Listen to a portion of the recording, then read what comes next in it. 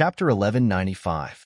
Li Xiaotian obeyed Tang Zheng's orders, and for the next 10 days or so, he did not return home, and his whereabouts were unknown. The capital was calm, but in reality, there were undercurrents. The Yin family sent out some news, and the things that happened in the military base in the suburbs of the capital were still spread out a little, but it was very different from the truth. The mountain peak was split in half, described as the result of some kind of advanced weapon test, which attracted the attention of many countries' militaries. When Yin Patian mentioned this matter, he shook his head and sneered. He clearly said that this was a smokescreen released by the officials, and the actual situation was definitely not like that. Tang Zheng secretly praised. As expected, the older the ginger, the spicier it was. Although Yin Patian did not personally witness it, he was not deceived. Since the Yin family had taken the initiative to inform him, Tang Zheng did not hide anything and explained the whole story in a few words. Yin Patian turned pale with fright and was unable to shut his mouth for a long time. After a long while, Yin Patian finally regained his senses and said with a serious expression, "Young Master Tang, it's not that this old man is timid, but the chief is definitely not an ordinary person. You and him are already like fire and water. I'm afraid you have to be fully prepared." Back then, the few great clans had secretly fought against the officials, causing the officials to be in a very passive situation. As the person in the middle, Yin Patian knew more inside information than the others. For more than 100 years, the few great clans had been suppressing the officials. No matter what era it was always the same, because their clan's development was too deeply rooted. However, ever since the chief took power, this situation had quietly changed, especially since the relationship between the few great clans had deteriorated day by day, and the open and hidden battles had become more and more intense. Yin Patian was extremely observant, and in the end, placed all of this on the head of the chief. He was the one who had secretly manipulated all of this, but it was extremely secretive and did not leave behind many clues. By the time Yin Patian truly discovered it, the situation in Huaxia had already undergone an earth-shattering change.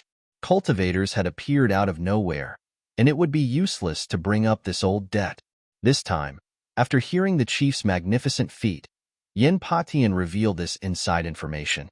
Tang Zheng's expression changed slightly, and he felt deep respect for her.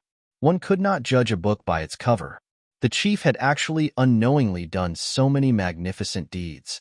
If there were no cultivators involved, perhaps the power of the officials would become stronger and stronger, and the few great clans would be in imminent danger. If Tang Zheng had not defeated the great families, there was a high chance that they would have declined. It was only a matter of time. The Ye family is still under the support of the chief. In the past half a year, they have attacked the city and taken out the stronghold, and their strength has greatly increased. They have already recovered to their previous level. Although they are still unable to threaten our existence, they will definitely be stronger than before. Yin Patian said earnestly. The strong rise of the Yi family made people see how extraordinary the chief was. With just support, the Yi family regained so much vitality. It really made people have a whole new level of respect for him. Then do you think the Ye family will know the whereabouts of the chief? Tang Zheng asked curiously. In the past 10 days or so, he had not been idle. He had spread out an inescapable net to search for the bureau chief's whereabouts, but to no avail. He was like a drop of water falling into the sea, without a trace. This made Tang Zheng feel as if there was a blade at his back. Maybe, after all, their relationship is not shallow. Yin Patian hesitated for a moment and said doubtfully. A light flashed in Tang Zheng's eyes, as if he was deep in thought. Yi Dingdang looked at him and immediately realized the opportunity and said, "I'll go to the Ye family for you." In the past 10 days or so, she and Fang Shishir had been vexed over their position and role. Now that they saw an opportunity, she naturally could not shirk her responsibility and volunteered herself. Yi Dingdang and the Ye family could be considered as fire and water. Her trip this time would definitely not be smooth, and might even be dangerous. Yi Dingdang was very clear on this point, but she was once a member of the Ye family, so she was the best candidate. Moreover, only danger and difficulty could explain her value, so she had to go even more. Tang Zheng frowned as he looked at her and said, "I'll go alone, you don't have to go. Although Yi Xuanji was still alive, Yiku was currently handling the specific matters. Yi Xuanji had always been in hiding, but in reality, the one who was most likely to be in contact with the chief was him. Therefore, he had to find Yi Xuanji this time. Last time, because of the nightmare, there was a fight in the Ye family. After that, Tang Jing never went to the Ye family again. This time, there might be a fierce battle. The Ye family was not a match for Tang Jing. He was not worried, but he did not want Yi Dingdang to face the Ye family directly. This was a scene that Yi Tianlei did not want to see. Yi Dingdang did not have such concerns. She grabbed Tang Jing's arm, as if she would not let go if he did not agree. Fang Shishir saw through Yi Dingdang's thoughts and was not jealous. Instead, she was happy, as this was equivalent to finding a breakthrough. Thus, she immediately pleaded for Yi Dingdang. Just bring her along, maybe she can help. Seeing Fang Shishir speak, Tang Jing was silent. Fang Shishir rarely asked him for help. Since she opened her mouth, Tang Jing could not refuse. He reluctantly said, "Okay, but Dingdang, you have to listen to me. Don't act rashly. We are just going to inquire about the situation. If it is not a last resort, there is no need to fight." Yi Dingdang smiled and nodded. "Don't worry, I am very obedient." Outside the Ye family, Yi Dingdang had not been here for a long time. Looking at this familiar and strange scene, her face changed subtly, and she sighed faintly. "If you don't want to face them, it's not too late to go back now," Tang Jing advised. Yi Dingdang stuck out her chest, causing it to slightly tremble. She was as proud as a beautiful peacock as she heroically said, "Do you think I would be afraid of them? Humph, it's not like I have a guilty conscience. They should be the ones who have a guilty conscience." Seeing her high fighting spirit, Tang Jing smiled and said, "We don't need to force our way in and cause too much trouble. We just need to find Yi Xuanji. I have lived here before, so I know where he is." In order to prove her worth, Yi Dingdang impatiently said, "Normally, when he has nothing to do, he will definitely stay in his own training ground to cultivate. That is a small black room where normal people would not be able to get close to. There are many loyal and devoted people of the Yi clan hidden in the surroundings to protect him from being disturbed while he is cultivating." Tang Jing said, "Oh, then show me the way. I will take you in." Yi Dingdang was beaming with joy. Her heart was filled with anticipation and excitement. She was not a girl who knew her place, and there was a rebellious feeling in her bones. Tang Jing conveniently hugged Yi Dingdang's willow waist, causing her to tremble slightly before taking advantage of the situation to lean into his embrace. The warm embrace nearly caused her to become intoxicated. She and Tang Jing were already very familiar with each other's bodies. Leaning into his embrace, she still had a strange feeling, as if she had been electrocuted. "This way." Yi Dingdang pointed in a direction far away. Chapter 1196. In the Ye family's huge courtyard house, there were countless people lying on the ground. Tang Jing and Yi Dingdang were both stunned by this scene. The two of them silently landed in the courtyard and looked at each other in dismay as they looked at the crowd around them. "What's going on?" Yi Dingdang asked in a low voice. Tang Jing shook his head and frowned. He raised his head and looked at the sky. The sun was shining brightly, but there were so many people lying in the courtyard. Their breathing was steady and their vitality was normal, as if they were sleeping soundly. This scene was extremely strange. It was extremely quiet, and under the scorching sun, it made people feel as if they had fallen into an ice cave. "These are all people from the Ye family. I know a lot of them." Yi Dingdang discovered many familiar faces and quickly said. Tang Jing squatted down and examined a person. He discovered that the other party's body was normal, and there was nothing unusual about it. "Let's go and take a look elsewhere." Tang Jing held onto Yi Dingdang's hand and no longer hid himself as he strode towards the depths of the courtyard. In the other courtyards, it was the same. There were actually many people from the Ye family lying on the ground.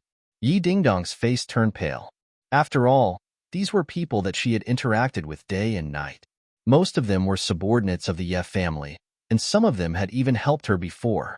She couldn't help but grab onto Tang Jing's hand tightly as she raised her head and looked at him with a burning gaze. Tang Jing felt that her palms were sweating and immediately comforted her in a gentle voice. "Don't worry, It will definitely be fine. Their lives are not in danger. They seem to have just fallen into a deep sleep. Deep sleep? It's broad daylight, and so many people are sleeping on the ground? Yi Dingdang found it unbelievable. Tang Jing muttered to himself for a moment, then a light flashed through his mind, and he muttered to himself, deep sleep. That's right, there's someone who can do it. Who? Seeing that Tang Zhang had a clue, Yi Dingdang impatiently asked, Yi Meiyu. Her? Yi Dingdang had a suspicious look on her face. That's right. Her master is the Nightmare Lord. The heart's dream traceless divine ability is extraordinary. It can bring people into the dreamland. In fact, dreams are even more realistic than reality. She's the only one who can make so many people fall asleep, Tang Jing said in a deep voice. With his current cultivation, it was impossible for him to do this. He didn't cultivate the dream divine ability, so he naturally couldn't do all this. Yi Dingdang knew a thing or two about this, but she didn't expect it to be so powerful. With a heavy expression, she asked, Will they wake up? Yi Meiyu didn't kill them directly, so she must have some ideas. Therefore, their lives aren't in danger for the time being, but ordinary methods won't be able to wake them up. Tang Zheng said regretfully, You can't wake him up? Yi Meiyu's expression changed slightly. She was very disappointed. Cough, cough. A wave of coughing broke the silence, and it was like a stone that was thrown into the surface of a lake. It immediately caused a chain reaction, and the sound rose and fell like circle after circle of ripples that surged out. What's wrong? The two of them were shocked and immediately looked over. They actually saw people standing up straight, as if they had just woken up from their sleep. Awake? The two of them looked at each other and saw the shock in each other's eyes. Could it be that they had been discovered? The two of them hurriedly dodged to the side and hid behind a corridor, silently looking at this group of people. Their bodies were much stiffer, as if they were walking corpses. Their faces were expressionless, and their eyes were lifeless as they moved. It was as if a machine had been pressed on a button, and it started to operate with a clanging sound. Why is it so strange? It makes me shudder. Yi Dingdang shrank back and said in shock. Tang Jing also felt a chill rise from the soles of his feet. This scene was extremely strange and inconceivable. I'll go catch one and find out what's going on. After Tang Jing finished speaking, his figure flashed and stopped a person. Before the other party could even react, Tang Jing had already controlled him and dragged him to the back of the corridor. What are you doing? The other party sternly asked. Yi Dingdang looked at the person with concern and asked, Don't you recognize me? I am Yi Dingdang. She recognized this person and had interacted with him many times before. But the other party did not recognize her at all. It was as if he was looking at a stranger. He bared his teeth and roared, I don't recognize you. I have to report to the master. Master, someone has broken in. He hysterically roared, and his voice resounded throughout the large courtyard. Hua! This voice caused a huge uproar. Countless pairs of eyes looked over at the same time, and the sound of footsteps quickly approached. Tang Zheng did not expect the other party to shout and not give him any chance. Yi Dingdang's expression changed slightly. This person was like a stranger and was not the person she knew before. How did he become like this? Yi Dingdang asked blankly. He has already been controlled by Yi Dingdang and lost himself, Tang Zheng said in a deep voice, pulling Yi Dingdang out of the corridor, only to see a large group of people rushing over. Many of the Ye family members were warriors, servants, and guards. When they saw Tang Zheng and Yi Dingdang, their eyes turned blood red, as if they were ferocious beasts that had seen their prey. Don't hurt them. Yi Dingdang could not bear it and reminded him. Tang Jing nodded and said, Since we've been exposed, then we might as well not hide anymore and lure Yi Meiyu out. Seeing the crowd charging at him, Tang Zheng stomped his foot on the ground. Pong! A loud sound rang out as the ground cracked inch by inch. An invisible force quickly spread out in all directions from the point of impact. Bang! Bang! Bang! Countless people were sent flying in all directions. Yi Meiyu, come out! Tang Zheng growled. His voice was like a large bell, quickly spreading to every courtyard of the Ye family. Crash! A figure soared into the sky from a house, breaking through the roof and bringing with it a large amount of rubble. Finally, he landed on the roof and stared at the two of them from afar. Yi Xuanji. Tang Zheng's pupils constricted. He was overjoyed. He actually found the main character so quickly. Yi Meiyu did not appear, but finding Yi Xuanji was also a gain. Yi Xuanji looked at the two of them with a complicated expression and said coldly, "You guys have barged into my Ye family again. Do you really think my Ye family is a public toilet? You think you can come and go as you please?" Yi Xuanji, after 3 days of separation, I have a whole new level of respect for you. To think that your Ye family would actually become like this, it's truly unexpected. Tang Zheng said meaningfully. Yi Xuanji snorted coldly, his gaze once again landing on Yi Dingdang. His expression became extremely complicated, but he could not hide his disgust and anger and reprimanded. "Yi Dingdang, you unfilial descendant, you actually have the face to come back." Yi Dingdang's pale face instantly flushed red. She stared back at Yi Xuanji unyieldingly, her aura completely different from before. Yi Xuanji was not an ordinary girl. If someone bullied her, she would fight back. This was an instinct that went deep into her bones. All of her cowardice and fear would be thrown to the back of her mind. Back then, she even dared to contradict Yi Xuanji, let alone now. "What qualifications do you have to judge me like this? What did the Ye family give me? What did I ask for from the Ye family?" Yi Dingdang asked indignantly. "Nothing." Chapter 1197. You speak rudely. You deserve to be killed. Yi Xuanji's killing intent surged as he stared fiercely at Yi Dingdang and berated. Yi Dingdang straightened her back and stared back at Yi Xuanji without fear. Tang Zheng moved his feet slightly, blocking their line of sight, and said, "Yi Xuanji, what kind of hero is it to target a girl? Why did the Ye family become like this?" Yi Xuanji froze slightly, his expression fluctuating as he said, "What does this have to do with you? It's not good to spread the family's dirty linen, right?" Tang Zheng's eyes were like torches. He immediately revealed the mystery behind it. "The entire Ye family has fallen into a deep sleep. This can't be your doing. I'm afraid it's Yi Meiyu's doing. This means that your control over the Ye family has been taken away, right?" Yi Xuanji's face flushed red.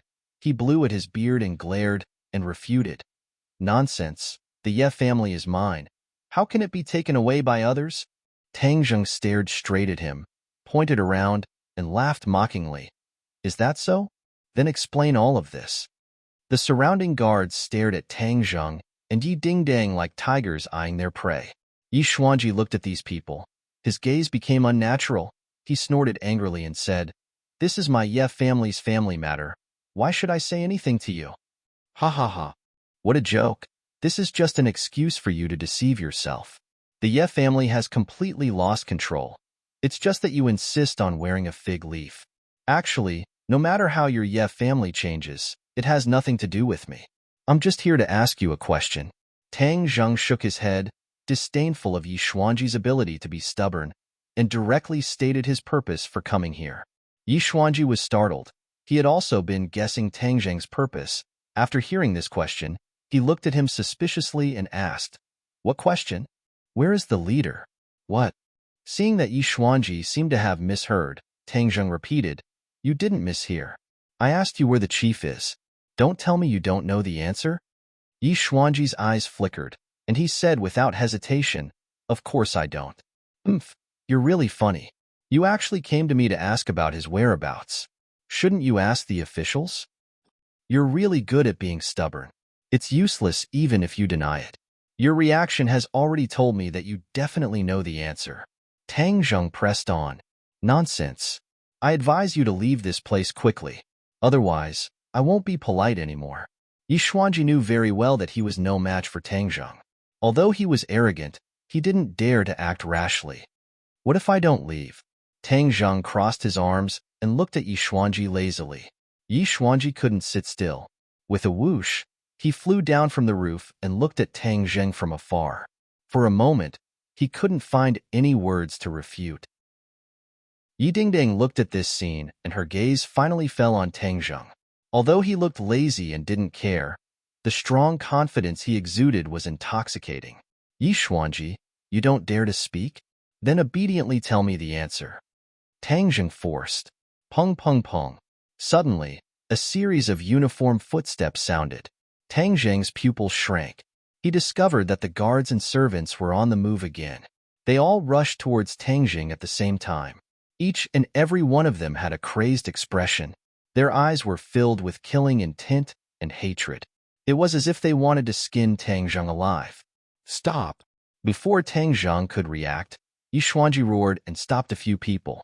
However, these people acted as if they didn't see Yi Xuanji and directly rushed towards him. Tang Zheng opened his eyes wide in surprise. This scene was out of his expectations. These guards and servants were all from the Ye family. How could they fight against Yi Xuanji? Isn't this a rebellion? Yi Xuanji's face was ashen. He stared hatefully at his subordinates who were rushing over. These people used to listen to him, but ever since they were hit by Yi Meiyu's heart dream traceless spell, they seemed to have changed into a different person. They didn't listen to his orders at all, and were like puppets. This made Yi Xuanji very angry, but there was nothing he could do. Although he had repeatedly stated that the Ye family was still under his control, he knew very well what the truth was. The Ye family had indeed changed hands, and he had been completely taken over, becoming a commander without an army. His strength was not weak, but he could not compare to Yi Meiyu. The waves behind the Yangtze River pushed the waves before. He, the wave in front, was ruthlessly slapped on the beach and had to accept the scorching sun. One could imagine how it felt. Not only that, he didn't know what kind of flowery words Yi Meiyu used, but she actually bewitched Yi Ke. Yi Ke turned to Yi Meiyu, his younger sister, and disobeyed him. Yi Xuanji scratched his head and couldn't figure out why Yi Ke had changed so much. He wanted to pass down the Ye family's huge family business to him, but in the end, he betrayed him, which was equivalent to betraying the Ye family. Yi Xuanji had a deep sense of defeat. This feeling was buried deep in his heart. He cultivated day and night, hoping that one day his cultivation would surpass Yi Meiyu's again, and then completely take back the Ye family's dominance. The Ye family was his, and he had to take it back. Otherwise, if he died with grievances, how could he explain it to the Ye family's ancestors when he went to the underworld in the future? However, before he could do this, he was met with Tang Zheng's condemnation. He painstakingly tried to regain his dignity, but he did not succeed. Especially at this moment, the servants and guards ignored his existence and even attacked him. This was completely tearing off the last layer of cloth covering his shame, causing him to feel a strong sense of humiliation that penetrated deep into his bones. He couldn't help but lower his head. No one saw the sparkling tears in his eyes, which almost fell from the corner of his eyes. The servants and guards charged at him without any hesitation. Suddenly, Yi Xuanji raised his head, his eyes flashing, and growled, "Stop!" The guards acted as if they didn't hear anything. Their killing intent leaked out, and a fierce killing move greeted him. "Retreat!" Yi Xuanji roared once again, but no one retreated. There were no tears in Yi Xuanji's eyes, and his gaze became extremely complicated. It was as sharp as a blade, and as hot as a scorching sun. Boom! Yi Xuanji pushed both of his hands outwards, and an invisible wave of air surged out. The shock wave was extremely terrifying, like a tsunami. How could the servants and guards be a match for him? In an instant, they were sent flying backwards. They were scattered all over the ground like spare parts. One by one, they fell to the ground and screamed miserably. But the way they looked at Yi Xuanji was even more furious, as if they were facing an enemy who killed their father. Looking at this scene, Yi Xuanji's heart ached. These were the people he had trained, but in the end, they had become his enemies. This was a joke, a huge joke. Ha ha ha ha. Yi Xuanji laughed wildly, and a drop of tear actually flowed out from the corner of his eyes. Chapter 1198. Muddy old tears fell to the ground and splashed out like water. Yi Xuanji's heart was bleeding. The servants and guards fell to the ground one after another, in a mess. They had the advantage in numbers, but in the end, they were no match for Yi Xuanji. Seeing this scene, Tang Zheng and Yi Dingdang were both stunned for a moment. Yi Xuanji had completely lost control of the Ye family, to the extent that he could not control his impulse to attack. What's going on? Yi Dingdang asked in confusion. He has completely lost control of the Ye family. These people have become Yi Meiyu's slaves and only listen to her orders. Tang Zheng explained.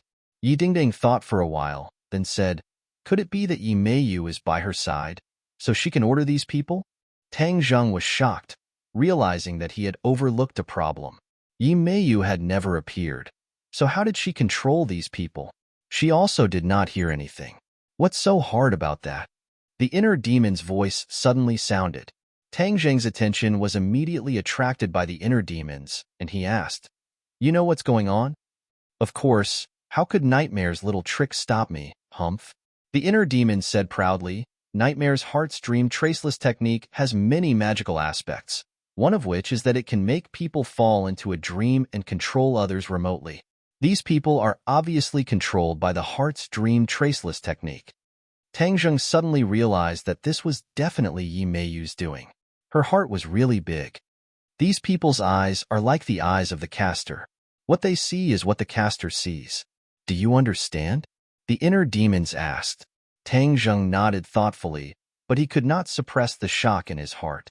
Not only did Yi Meiyu control others, she had even turned their eyes into an extension of her own vision. Is there a way to break her spell? Others may not be able to do anything, but how can this little trick stop my inner demons? Tang Zheng was overjoyed and said, then hurry up and help me break this spell. Without Qi Yu's check and balance, the inner demon's attitude towards Tang Zheng had changed a lot. They didn't dare to disobey him easily. Moreover, this method of breaking the spell wasn't his core supernatural power, so he heroically agreed.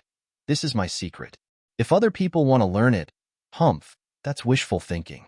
But you're different. Since you want to learn it, I'll teach you.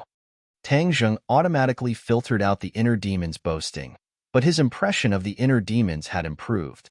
He said, thank you. This set of spells is called the Heartbreak spell.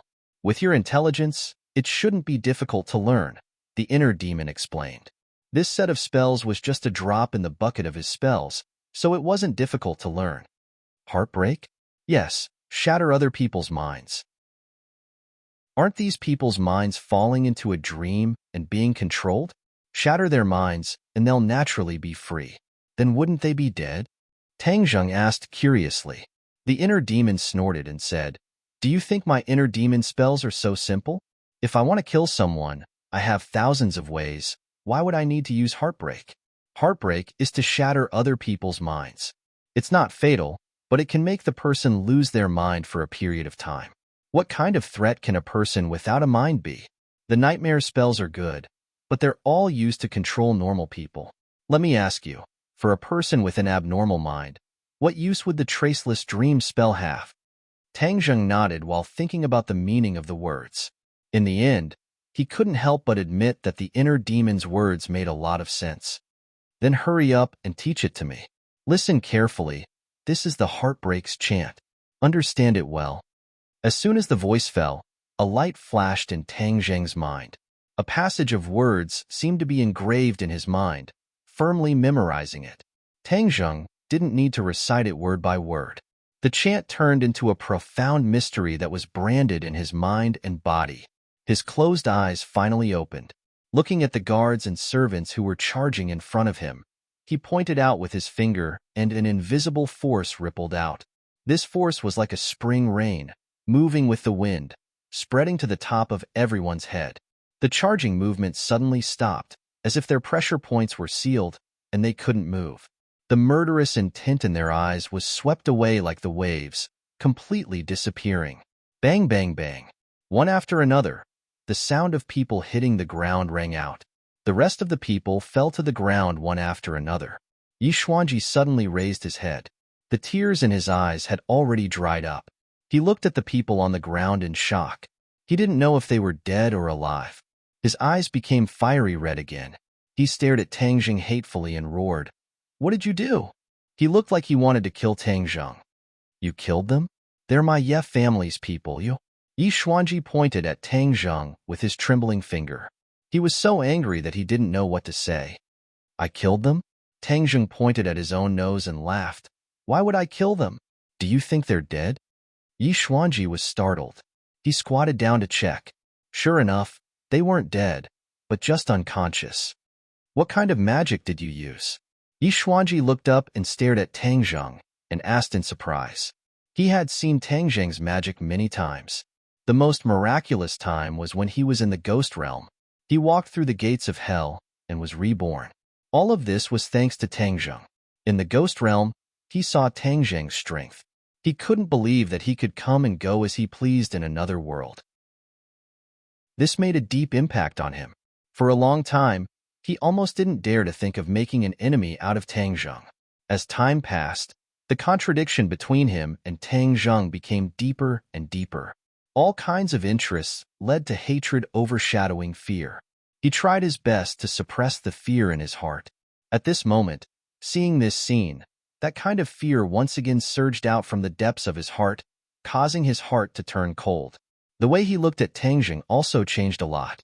He suddenly felt a sense of melancholy. The days of martial artists seemed to have come to an end. Whether it was Tang Zheng or his granddaughter Yi Meiyu, they were all young and had risen up in a very short period of time.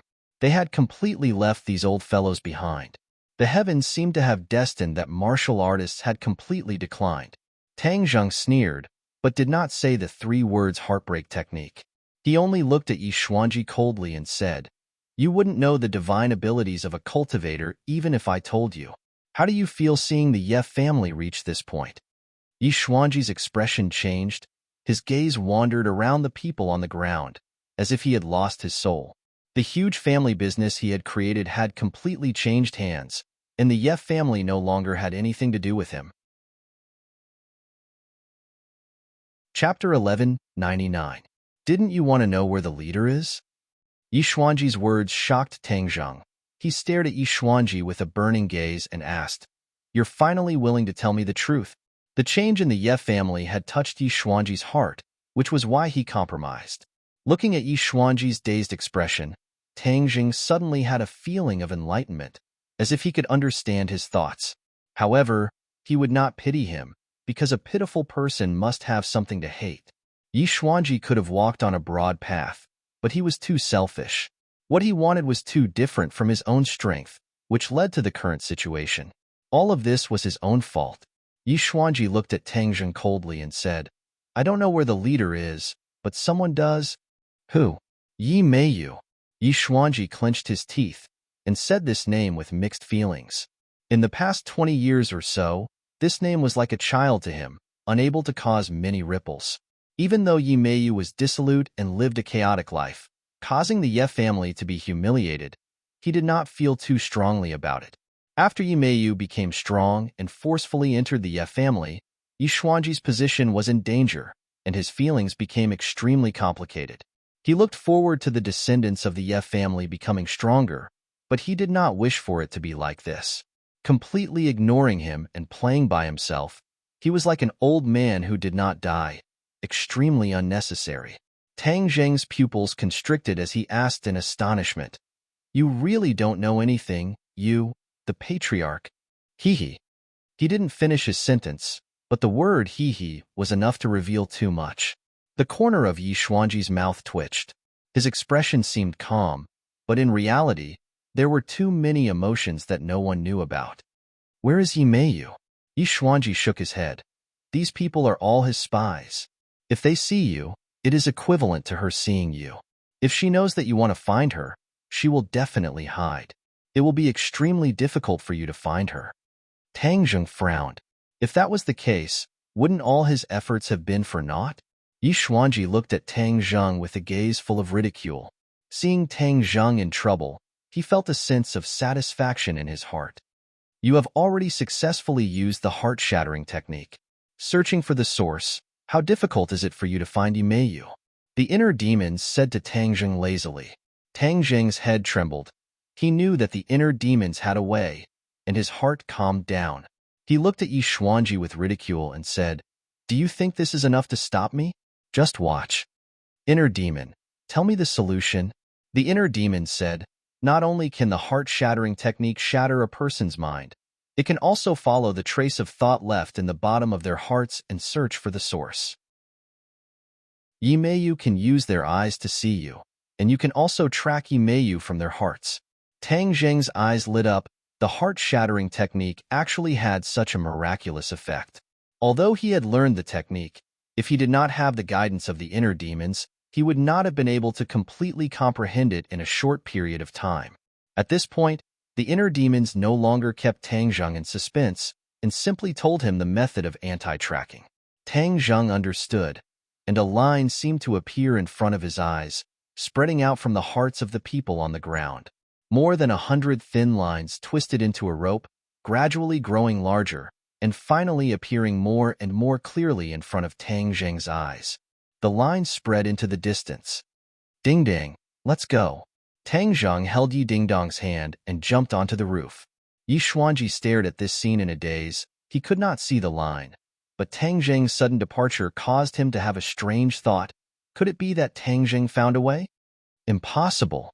Yi Xuanji shook his head fiercely, denying this point of view, but he was still not confident in his heart. It was as if every time he concluded that it was impossible for Tang Zheng, the final result would cause him to be taken aback, as if he had been slapped in the face. Nothing is impossible. A voice quietly sounded in his ears. Yi Xuanji's entire body trembled, like an unsheathed treasure sword. He suddenly turned around and stared at the direction of the voice with a torch-like gaze. A person was standing there unknowingly, as if he had always been hiding there. Yi Xuanji actually did not notice him, and his heart could not help but sink. However, when he saw the person's face, he felt that it was only natural. Because this person was Granny Li, the former palace lord of Li Palace. She was once in existence that Yi Xuanji could not reach. He racked his brains to establish a connection with her and win her over. Now, the two sides were people from two different worlds. Yi Xuanji did not let down his guard at all and said, Granny Li, why did you come to my Ye family? Is this Ye family still yours? Granny Li hit the nail on the head. Yi Xuanji's face turned red and stammered. What does this have to do with you? You don't have to be hostile to me, because I have no hostility towards you. On the contrary, I am here to help you, Granny Li said with a smile, just like a wolf grandmother. Yi Xuanji was not so easily fooled. He sneered and said, I advise you not to waste your breath and saliva. Granny Li shook her head and sighed. You have been deceived by your own grandchildren, so you don't believe in anyone. I can understand, but what path do you have now? You are the only one left, and you are powerless to change this situation. As for the Ye family, do you think you can still take it back with your own strength? This question made Yi Xuanji speechless. His heart was filled with sorrow, and his face became unnatural. Granny Li knew that she had to take the right medicine, and it had to be strong medicine. So, she continued to mercilessly attack. If you don't have anyone to help you, then you are a complete failure. Could it be that the dignified Yi Xuanji is willing to be a failure? Yi Xuanji raised his head and stared hatefully at Granny Li. Although he did not answer, his meaning was self-evident. He was not willing. Granny Li's lips curled into a smile, and the wrinkles on her face became even more strange and thought-provoking. If you sincerely submit to the High Lord, then you can take back everything you've lost. This is your chance, and it's also a chance for all martial artists. This world has completely changed. If you stubbornly stick to the old ways, then you will definitely be eliminated by history. The High Lord is at the forefront of history, an existence that creates history. Submitting to the High Lord is the general trend. Granny Li talked non-stop, and Yi Xuanji's eyes slightly fluctuated. His heart was obviously fluctuating, but no one could guess his true thoughts. Not only you, but other cultivators will also submit to the High Lord, because this is a chance for us cultivators. Haven't you always wanted to increase your strength? Aren't you getting more and more powerless now? Because this society has already been promoted to a great world, and the world's spiritual energy has undergone earth-shaking changes. It is the most beneficial for cultivators to cultivate, and the space for cultivators to survive will be rapidly compressed. If you do not resist, then you will die without a doubt. Yi Xuanji looked at Granny Li in surprise. He did not expect her to say such words. This was completely out of his expectations. Resist? Cultivators are so powerful. How can you resist? I think you are just running out of tricks, just wishful thinking. Yi Xuanji snorted disdainfully. He did not think that Granny Li's words had any value. They were just words to confuse people. Granny Li's eyes widened, staring straight at Yi Xuanji. She regretfully shook her head and said, "You are really scared out of your wits. The High Lord is really wrong. Looking for you is even less valuable than looking for an ordinary person. Your fighting spirit has already disappeared, and in the future when you go to the underworld, you will not have the face to see your Ye family's ancestors." Hearing the words ancestors, Yi Xuanji's face became particularly ugly. His face twisted, and his eyes emitted intense sparks.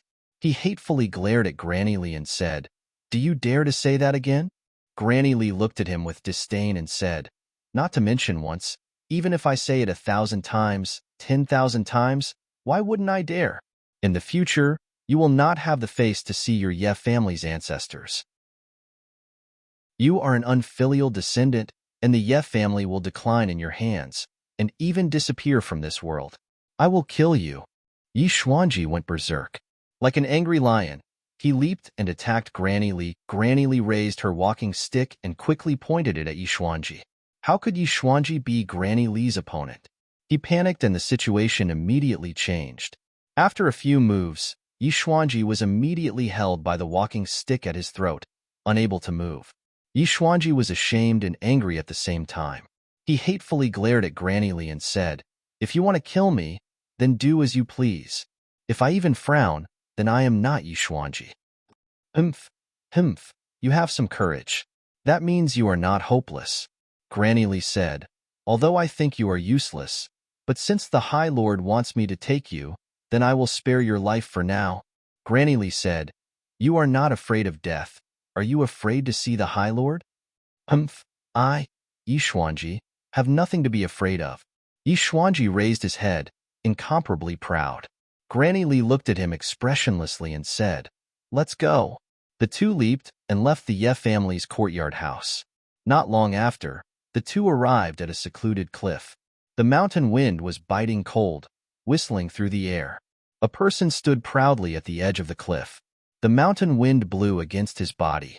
He was like a small boat in the middle of the waves.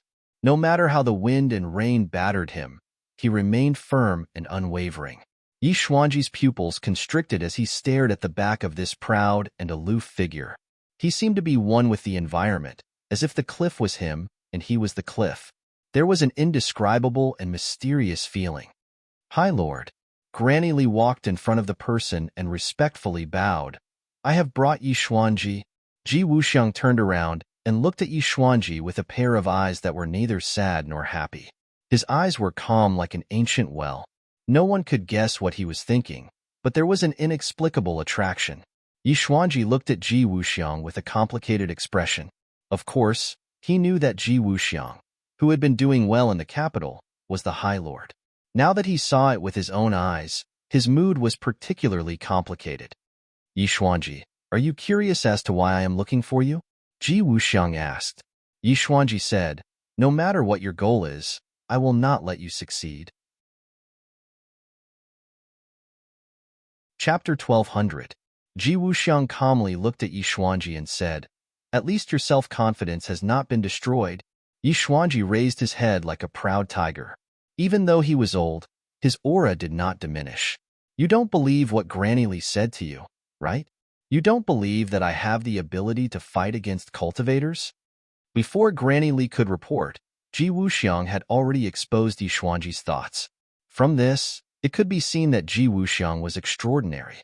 Yi Xuanji's expression suddenly changed. He stubbornly snorted and refused to comment. "Haven't you always wanted to increase your cultivation? You are still quite a distance away from the Martial King realm. I can help you fulfill your wish," Ji Wuxiang said mysteriously. Yi Xuanji thought to himself, "You know what my wish is."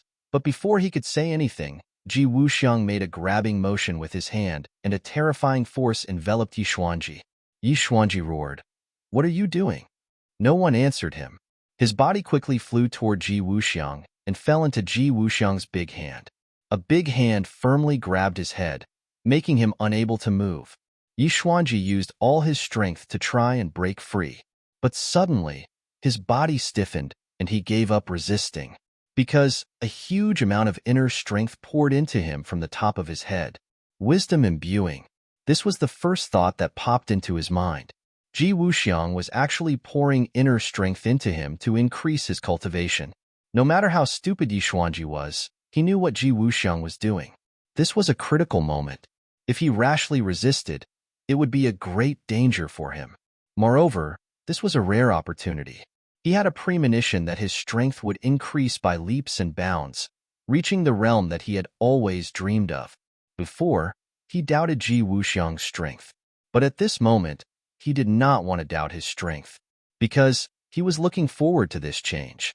No matter how much he disliked Ji Wuxiang in the past, this disgust and hostility was now slowly disappearing. Boom! A loud sound came from Yi Xuanji's body. It was like a thunderclap, but also like a dam bursting, causing a flood to flow for thousands of miles. It rumbled with great momentum. This was a sign that his inner strength had broken through the layers of shackles and completely connected with Yi Xuanji's body and mind. His eyes suddenly widened and flickered with a bright light. His aura changed greatly and became extremely terrifying. Granny Li's eyes lit up as she looked at Ji Wuxiang.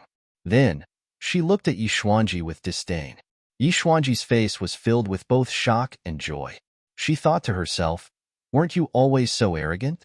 Now you know how powerful the High Lord is." Yi Xuanji indeed knew how powerful Ji Wuxiang was, and he was deeply shocked. He could clearly feel the changes in his power. The steady flow of inner strength through every single one of his meridians made him feel an unprecedented power. His heart surged with emotion. Roar! He raised his head to the sky and let out a roar. His roar soared into the sky and shook the surroundings. Ji Wuxiang let go of his hand, took a step back, and silently looked at Yi Xuanji. Yi Xuanji's emotions calmed down bit by bit. The light in his eyes gradually converged, and his entire aura underwent an earth-shattering change. Yi Xuanji looked at Ji Wuxiang with a burning gaze. Their eyes met, and many complicated emotions intertwined in each other's eyes. Bang! A knee heavily hit the ground. The hard rock seemed to have been hit by a bullet as it flew in all directions, creating a large crater. Yi Xuanji knelt down on one knee, lowered his head towards Ji Wuxiang, and said respectfully, "From today onwards, Yi Xuanji will be at the High Lord's disposal." He was completely convinced by Ji Wuxiang. This time, his strength had increased by leaps and bounds, and he had broken through to the Martial King realm in one fell swoop. This was a realm that he had dreamed of, but in the past, he did not even dare to think about it. One must know that back then, it was almost impossible for him to break through to the Great Master realm. It was only because of Tang Zheng's appearance that he had the opportunity to break through. From then on, the progress of his cultivation had been extremely slow. He had racked his brains, but in the end, he had been defeated by Yi Meiyu. This had dealt an even heavier blow to his confidence. This was like a demonic barrier that firmly occupied his heart. He understood very well that with this demonic barrier, his cultivation would stop moving forward, and it would be difficult for him to advance in the slightest. He never thought that Ji Wuxiang would be able to help him break through to the Martial King realm so easily. What kind of power was this? With his understanding, he was simply unable to think of a reasonable explanation. This was equivalent to the methods of an immortal, and was not the slightest bit weaker than a cultivator. He finally believed Grandma Li's words. The High Lord really had the potential and strength to fight against cultivators. Yi Xuanji's ambition that had been beaten down time and time again awakened, and his unwillingness to accept this had once again sprouted. He wanted to take back everything that belonged to him, clean up the family, and deal with the unfilial descendants of the Ye family. In the future, when he went to the underworld, he could also explain himself to the ancestors of the Ye family. Ji Wuxiang looked at Yi Xuanji with satisfaction and said, "Get up, follow me, and I will not treat you unfairly. What you have lost, I will take back for you." Yi Xuanji nodded his head heavily, without the slightest doubt. Grandma Li said, "Now you know what I said was true, right?" Yi Xuanji earnestly said, "It was this Yi who was stupid and had eyes but failed to see. I misunderstood Grandma Li's painstaking efforts. From now on, you better listen to the High Lord's orders, and not let the High Lord's painstaking efforts go to waste. Grandma Li warned. Yi Xuanji nodded, and after pondering for a while, he curiously asked, High Lord, this Yi has something that I don't understand. How can my cultivation advance by leaps and bounds? Of course, it's because the High Lord's cultivation is profound. That's why you can do this. Grandma Li rushed to say. This reason was not enough to convince Yi Xuanji, and it could be seen from his expression. Ji Wuxiang faintly smiled, pointed to the sky, and asked, What do you see? Yi Xuanji looked up at the sky. The blue sky stretched as far as the eye could see, and there were only a few clouds and nothing else. He blankly shook his head. Sky? Ji Wuxiang was obviously not satisfied with this answer, and Yi Xuanji also knew this, but he really did not know what answer Ji Wuxiang wanted, so he could only answer what he saw. What else? Clouds. What else? Yi Xuanji pondered for a while, and blankly shook his head. Ji Wuxiang did not find it strange and said, You only see the sky and clouds, but what I see is through this boundless sky. I see the stars. The power of the stars is channeled into a person's body, and that's why your cultivation advances by leaps and bounds. Star power? Yi Xuanji asked in astonishment. You know that cultivators need to absorb the spiritual energy of heaven and earth to increase their cultivation, right? Ji Wuxiang asked. Yi Xuanji nodded. This was a well-known fact. We cultivators often rely on cultivating our inner strength to increase our cultivation. One is external, one is internal, so it's not hard to understand why cultivators often suppress cultivators. Cultivators take in external things for their own use, and the speed at which they increase their cultivation is strange, so we cultivators must change this situation. If cultivators can take in external things, why can't we take in external things for our own use? Yi Xuanji was shocked. Could it be the power of the stars? Ji Wuxiang looked at Yi Xuanji with admiration and said, The power of the stars is of a higher level than the spiritual energy of heaven and earth. When we cultivators absorb the power of the stars for our own use, our cultivation will increase by leaps and bounds. Really? Yi Xuanji opened his eyes wide. He felt that this was inconceivable. There was actually such a good thing in this world. Of course it's true. Just now was the best proof. I took in the power of the stars for you to use and enlightened you. Yi Xuanji sank into silence, carefully reflecting on what he just experienced. He also checked the inner strength in his body, and it was indeed much better than before. This feeling made him immersed in it, and he could not help but ask, Then how can I maintain this situation and continue to absorb the power of the stars? He knew that this was the key, as the power of the stars would have a crucial effect on his cultivation in the future. Ji Wuxiang looked at Yi Xuanji with praise, as a smart person really quickly grasped the key point. Only I can take in the power of the stars, but I will find a way to let the cultivators by my side also enjoy this kind of treatment, Ji Wuxiang said. So you're saying that I don't have a good method right now, and I can only rely on you to take in the power of the stars? Ji Wuxiang nodded. In fact, he really did not find an effective method for the others, and for him to control the heavens' chess, taking in the power of the stars was very easy, as if it was just a thought. At this time, it was time to gather power, and firmly gather it by his side. He also could not let these people freely absorb the power of the stars, and if they wanted to rely on the power of the stars to increase their cultivation, then they must follow by his side, and over time, these people's loyalty and reverence towards him would greatly increase. At that time, he was confident that he would have found a way for all the cultivators to freely absorb the power of the stars, and all the cultivators would be loyal to him. And that would be the time for him to truly make his move. With the power of the heavens' chess and the cultivators that were already strong, he was confident that he could fight against the cultivators and fight for supremacy under the heavens. No matter who it was, they would not be his opponent. Lord, the cultivators have the advantage in numbers. We might not be their opponent. Yi Xuanji already understood Ji Wuxiang's ambition and reminded him worriedly. Ji Wuxiang said unconcernedly, In this world, do you think there are more cultivators or more cultivators? There are more cultivators.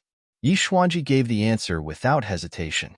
After all, the cultivators had been expelled for hundreds of years, and in these hundreds of years, it was the cultivators who occupied the dominant position.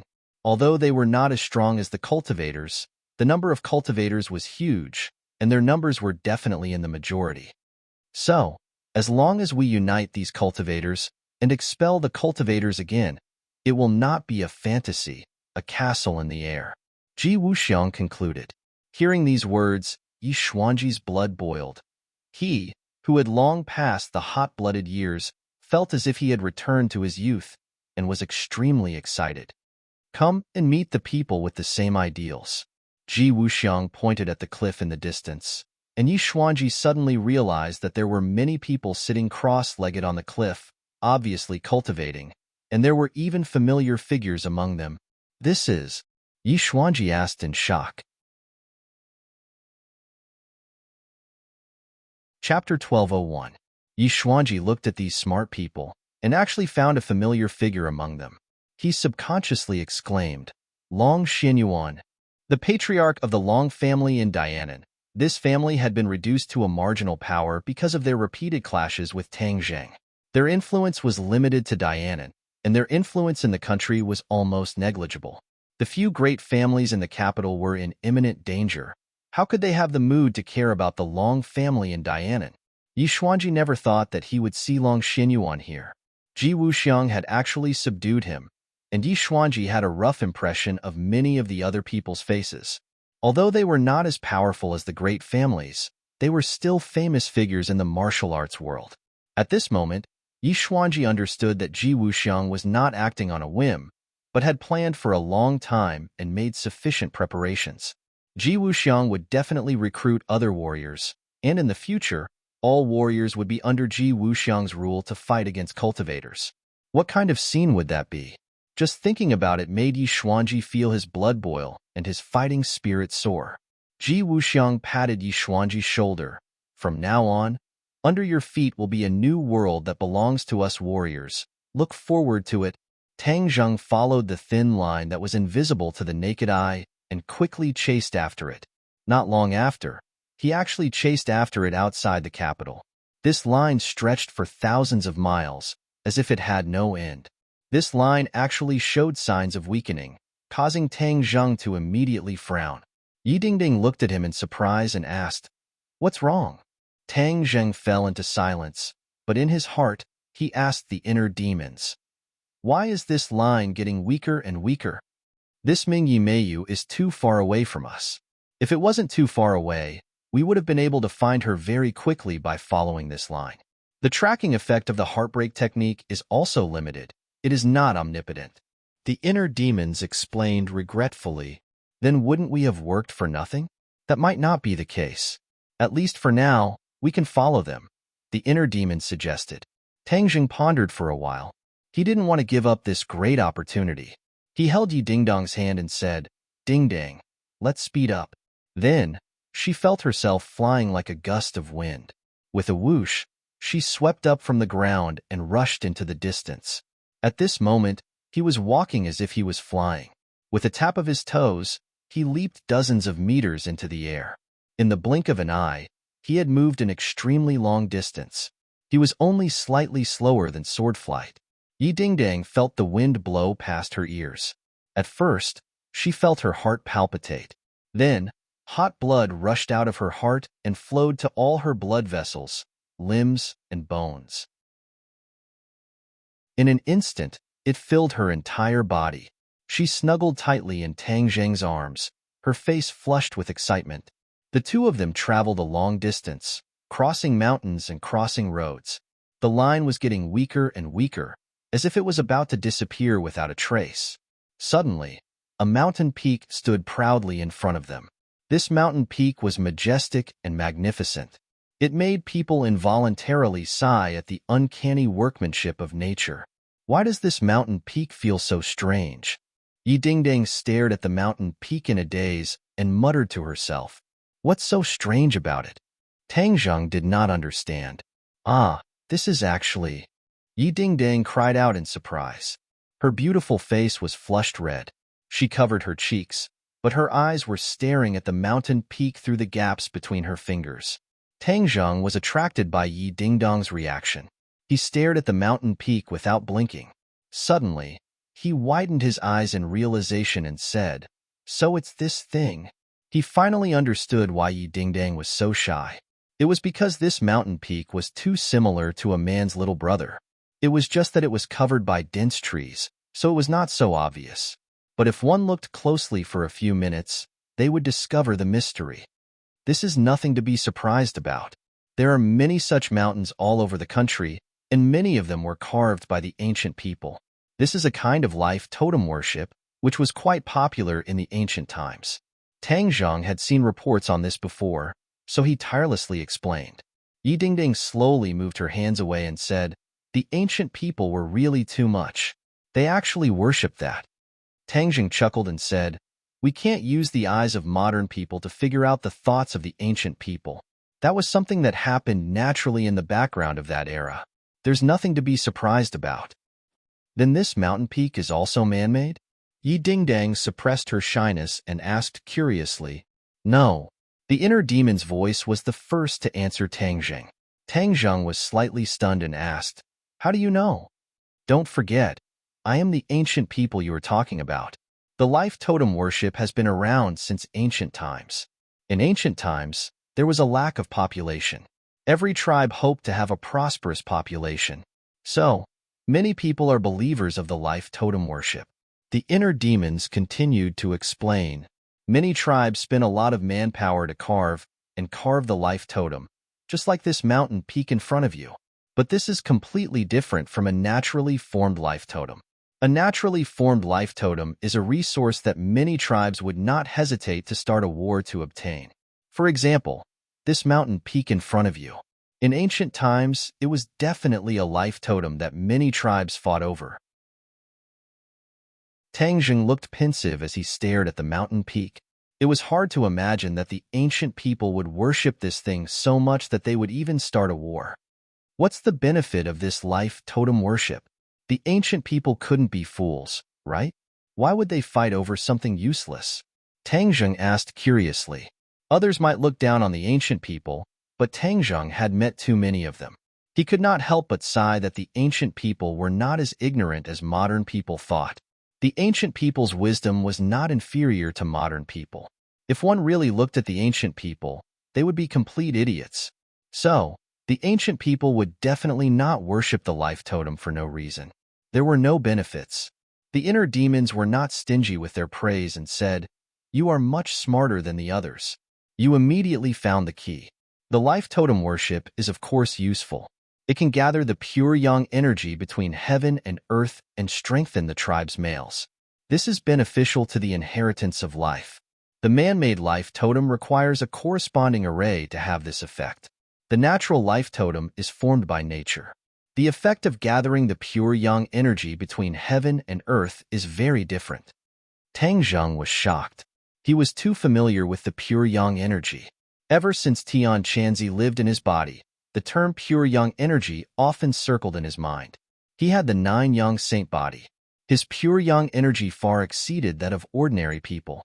If he did not have enough purine energy to balance it, his life would end when he was 20 years old. The pure yang energy would completely erupt, causing his body to explode and die. Tang Zheng's cultivation grew stronger day by day, and his pure yang energy increased day by day. However, he had many women by his side. For the time being, he had enough purine energy to balance the pure yang energy. So, he was able to escape disaster time and time again. Now, he was not worried about the pure yang energy. This was because he was confident that he could suppress it. After listening to the inner demon's introduction, his eyes changed slightly as he looked at the mountain peak and said, "Then the pure yang energy on this mountain peak is very strong?" Of course, this is a life totem that has gathered pure yang energy for countless years. The pure yang energy contained within it is immeasurable. You can go and investigate. The residents around this mountain peak are definitely flourishing. The inner demons was full of confidence. The inner demon's words were indeed accurate. The residents around this mountain peak had always been flourishing, especially in ancient times, where many families gathered. However, in recent years, due to urbanization, they did not want to have children like in ancient times. Therefore, the population gradually decreased. Tang Zheng was deep in thought, looking at the weak line that extended towards the mountain peak. He was almost certain that Yi Meiyu was on this mountain peak. Yi Meiyu had come all the way to this mountain peak. She was definitely not on a sightseeing trip. She definitely had a purpose. He had accidentally discovered this clue, so he had to investigate it. As for the pure young energy, Tang Zheng frowned and thought for a while, ignoring this problem. Are you worried that this mountain peak will affect your 9 young saint body? The inner demons immediately saw through Tang Zheng's thoughts and asked straightforwardly, Yes, you don't have to worry at all. Although the pure young energy contained within the life totem is extremely powerful, its effects on the human body are accumulated over time. It's not like you're going to live there for a long time, so how much of an impact will it have on you? The inner demons asked. This question made Tang Zheng's heart completely at ease. He resolutely decided, All right, let's go up the mountain and investigate. Yi Dingding looked at him in surprise. Is there a problem with going up? Yi Dingding understood Tang Zheng very well. From his reaction just now, she could tell that there was definitely a problem. Tang Zheng smiled and held her hand tightly. He comforted her. Don't worry, it's fine. The pure young energy contained within this mountain peak is extremely strong, but it won't have much of an effect on me. Pure young energy? Yi Dingdang was shocked. She was especially sensitive to this word because it concerned Tang Zheng's life. Seeing that Tang Zheng wasn't worried, she let out a sigh of relief. She held his hand. With me here, even if the pure young energy causes trouble, I can still adjust your pure young energy. Tang Zheng laughed involuntarily and looked at her gently. If you want to adjust my pure young energy, you'll have plenty of opportunities after we return. Annoying. Yi Dingdang rolled her eyes at him in a flirtatious manner. Tang Zheng's head shook. He quickly suppressed his impulse and said, Let's go up the mountain. The two of them moved as fast as lightning. They stepped on the towering treetops and flew towards the peak of the mountain, leaving behind only 2 afterimages. Whoosh! The two of them stopped at the same time and hid themselves in a treetop. The dense foliage covered the two of them and prevented them from being discovered. Holding his breath, he looked over. On the peak of the mountain, there were many people gathered. They stood around the peak with serious expressions. Among them, there were 2 familiar figures that immediately attracted Tang Zheng's gaze. Chapter 1202. Tang Zheng stared fixedly at the 2 familiar faces in the distance. He had expected Yi Meiyu to be at the peak of the mountain, but he did not expect Lu Wuxin to be there as well. Ever since they parted ways at Heaven Mountain, the 2 of them had not seen each other. Their appearance on the mountain peak of the life totem caused Tang Zheng to immediately become vigilant. Who is that person beside Yi Meiyu? Yi Dingdang had never seen Lu Wuxin before, but she had discovered that she was extraordinary, so she asked curiously. Lu Wuxin. Yi Dingdang was shocked. He is Lu Wuxin? She had heard a lot about the confrontation between Lu Wuxin and Tang Zheng, so she knew that he was not a good person. She asked worriedly, What are they doing here? Tang Zheng said thoughtfully, This mountain is one of the ancient life totems, and Lu Wuxin is from the ancient era. He must have some unknown scheme. Is the life totem really that magical? Yi Dingdang was very curious after hearing Tang Zheng's brief introduction. Tang Zheng did not doubt the inner demon's words, so he nodded and said, Perhaps it is even more magical than we imagined. With that, he shut his mouth and asked the inner demons in his heart, Can you tell what they want to do? The inner demons was silent for a moment, then said, Who am I? How can these people hide their insignificant skills from my eyes? After all, the inner demons were experts who fought with the Yellow Emperor and Chiyu, and the 2 of them were unable to do anything to him. His knowledge and insight were naturally unquestionable. Tang Zheng was convinced and asked, Since that's the case, then tell me what they are doing. They are collecting pure young energy. Collecting pure young energy? Tang Zheng was afraid of pure young energy, but these people actually wanted to collect it. There must be something wrong with this, and the other party's scheme was definitely not simple. What's the use of this? Pure young energy is a hidden danger to you, but it is a good thing for many people. Ordinary people say that men need masculine energy, and pure young energy can increase a man's masculine energy. Tang Zheng was stunned for a moment. Could it be that these people just wanted to be more masculine? That's impossible. He immediately denied this absurd guess and asked, "What else?" The inner demons pondered for a long time before asking, "Do you still remember the soul of the golden crow that you shot?" Tangjing nodded. Of course he remembered. The soul of the golden crow nurtures a lot of pure yang energy. That's why the golden crow can transform into a sun and emit blazing heat. Your shooting sun arrow struck the soul of the golden crow, causing it to disintegrate. It's not easy for these scattered souls of the golden crow to gather again. It's very time-consuming. However, if a large amount of pure yang energy is injected into it, it can greatly shorten the time it takes for the soul of the golden crow to gather again. What's the secret behind this? Pure yang energy is like a magnet, and the soul of the golden crow is like an iron nail. Using pure yang energy to absorb the incomplete soul of the golden crow will result in twice the result with half the effort. Do you understand? Tang Zheng suddenly realized that this metaphor was very vivid. The inner demons were quite up to date with the times. However, this news shocked him. The soul of the golden crow could actually gather again in a very short time. Didn't that mean that there would be another 10 suns illuminating sky? Wouldn't this world be in danger of being destroyed again? No, he definitely couldn't let them succeed. Tang Zheng clenched his teeth and directly rejected this idea. His attitude was firm as he asked, "Inner demons, I know you have many ways. Do you have any way to destroy their plans?" Of course, there is a way to destroy their plan to gather pure yang energy. However, there is one thing. In this world, there is more than one life totem. You have to destroy as many of their actions as possible before you can effectively stop them. The inner demons analyzed logically. Tang Zheng was overjoyed. Since there was a way, that was good. In this world, there are a total of 8 naturally formed life totems, and our focus is on these 8. The other man-made life totems are not a concern, because in the long river of history, the formations of these man-made life totems have often collapsed, and they have lost the ability to absorb pure yang energy over time. Do you know where these 8 life totems are? The inner demons laughed confidently. Ha ha ha, of course I know. How could this be hidden from me? Hearing that, Tang Zheng heaved a sigh of relief. If he were to search around like a headless fly, it would be too troublesome. It would be more efficient to target and stop the enemy. These people's strength is extraordinary. Ding dang, be careful later, don't get too far away from me. Yi Meiyu is no longer the same as before.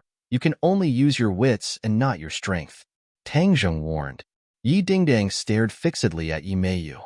The two of them had a grudge for a long time. Back then, when Yi Dingdang was still a high school student, the assassination attempt was led by Yi Dingdang. Later on, it was left unsettled, but Yi Dingdang did not forget this grudge. New grudges and old grudges, this time, he had to settle them all. Yi Dingdang also understood the difference between him and Yi Meiyu. In the past, Yi Dingdang was able to crush Yi Meiyu in all aspects, but now, because of the nightmare, Yi Meiyu's strength had increased greatly. She had already soared into the sky and reached the nascent soul stage, far surpassing Yi Dingdang's cultivation of the 9th stage of the innate stage. The difference in strength between the two sides was like heaven and earth, but Yi Dingdang was not afraid at all. The stronger the enemy, the stronger the fighting spirit in her heart. Seeing the gap between the two sides, Yi Dingdang was not discouraged. Her cultivation speed was extremely fast, and she understood that this had a lot to do with Tang Zheng. After the two of them were in harmony, her cultivation would improve. Especially after accumulating for a long time, this kind of improvement was especially obvious. Therefore, Yi Dingdang's current cultivation had already surpassed her parents, Yi Tianlei and Feng Xinyang. If it was in the past, Yi Dingdang would never have dared to dream that such a day would come so quickly. But when this day came, she did not cheer. Instead, she calmly accepted all of this. Yi Tianlei and Feng Xinyang were also very happy, and in private, they praised their daughter a lot. The two of them agreed on a general strategy and quietly jumped down from the treetops, landing on the mountain peak. The bare mountain peak was not as lush as the vegetation at the foot of the mountain. When the two of them appeared, they immediately attracted the attention of many people. Among them was Yimeyu. She looked at Tang Zheng in shock. She had used her heart's dream traceless spell to see Tang Zheng causing a ruckus in the Ye family and ruining her plan. She was furious, but she did not expect the other party to appear in front of them so quickly. How did he find them? In addition, how did he break her heart's dream traceless spell? Yimeyu had a stomach full of questions. She glared at Tang Zheng hatefully, gritted her teeth and said, Tang Zheng, Yi Ding Dang, you guys sure have guts. You actually dared to deliver yourself to my doorstep. Humph, do you not want to live anymore? Yimeyu, you colluded with outsiders and controlled so many innocent people in the Ye family, making them live like puppets. Your thoughts are too vicious. For the sake of those innocent people, we absolutely cannot let you succeed. Yi Dingdong's question was powerful and moving. Yimeyu scoffed and laughed sinisterly in disdain. Ha ha ha, Yi Dingdang, you're dreaming too much. Do you still want to be the so-called envoy of justice?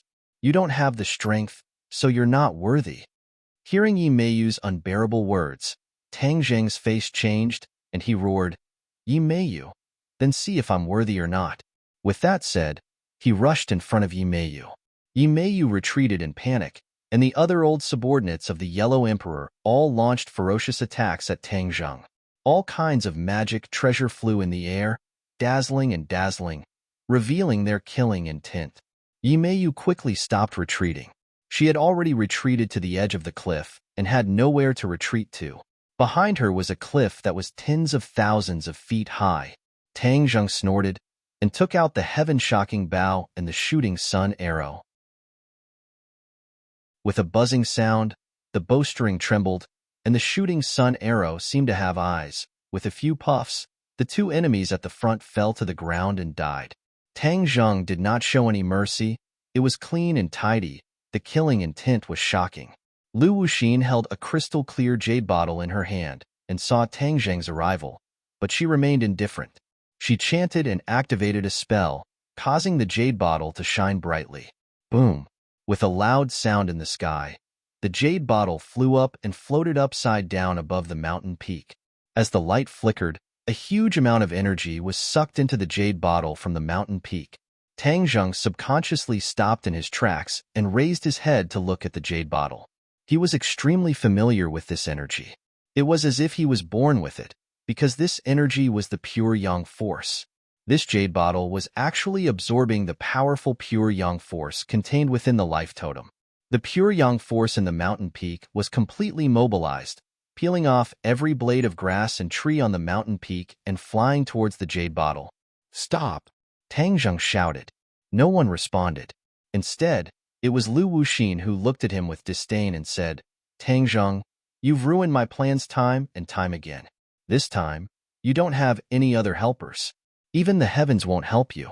I want to see who can save you. Lu Wuxin's cultivation recovered rapidly. Before, there was still a gap between her and Tang Zheng, but now her strength was no weaker than Tang Zheng's. That was why she ignored Tang Zheng's attack and focused on activating her spell to absorb the pure yang force. Tang Zheng did not comment. Your plan has been completely exposed. You want to absorb the pure yang force? No way. Lu Wuxin's expression changed slightly, and he asked, You keep saying that you know my plan. What exactly is my plan? This plan was the result of her discussion with Emo Xie.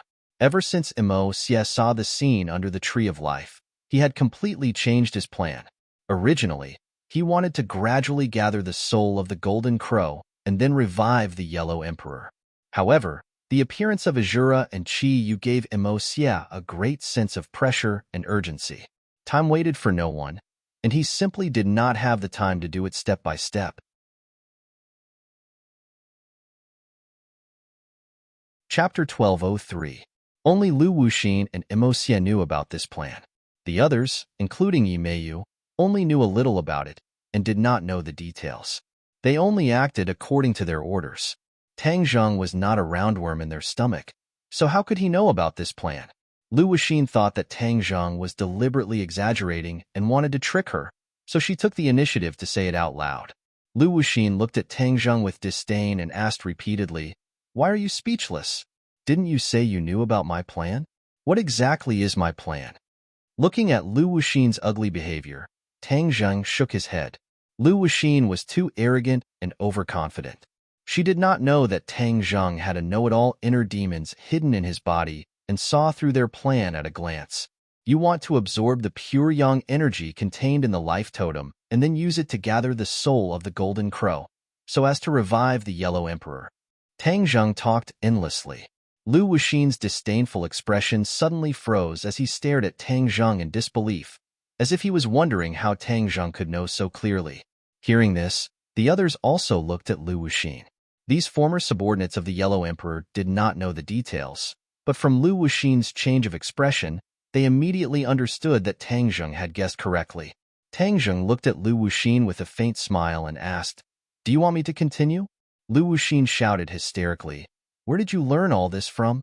"It seems that I guessed correctly," Tang Zheng said with a smile. Of course, he would not reveal his hidden trump card, the inner demons. This made Lu Wuxin unable to figure out. The way she looked at Tang Zheng changed again and again, but in the end, there were not many clues. "Humph. No matter how you found out about my plan, what's the use? Can you stop it? This is an irresistible trend. Anyone who tries to stop us will die."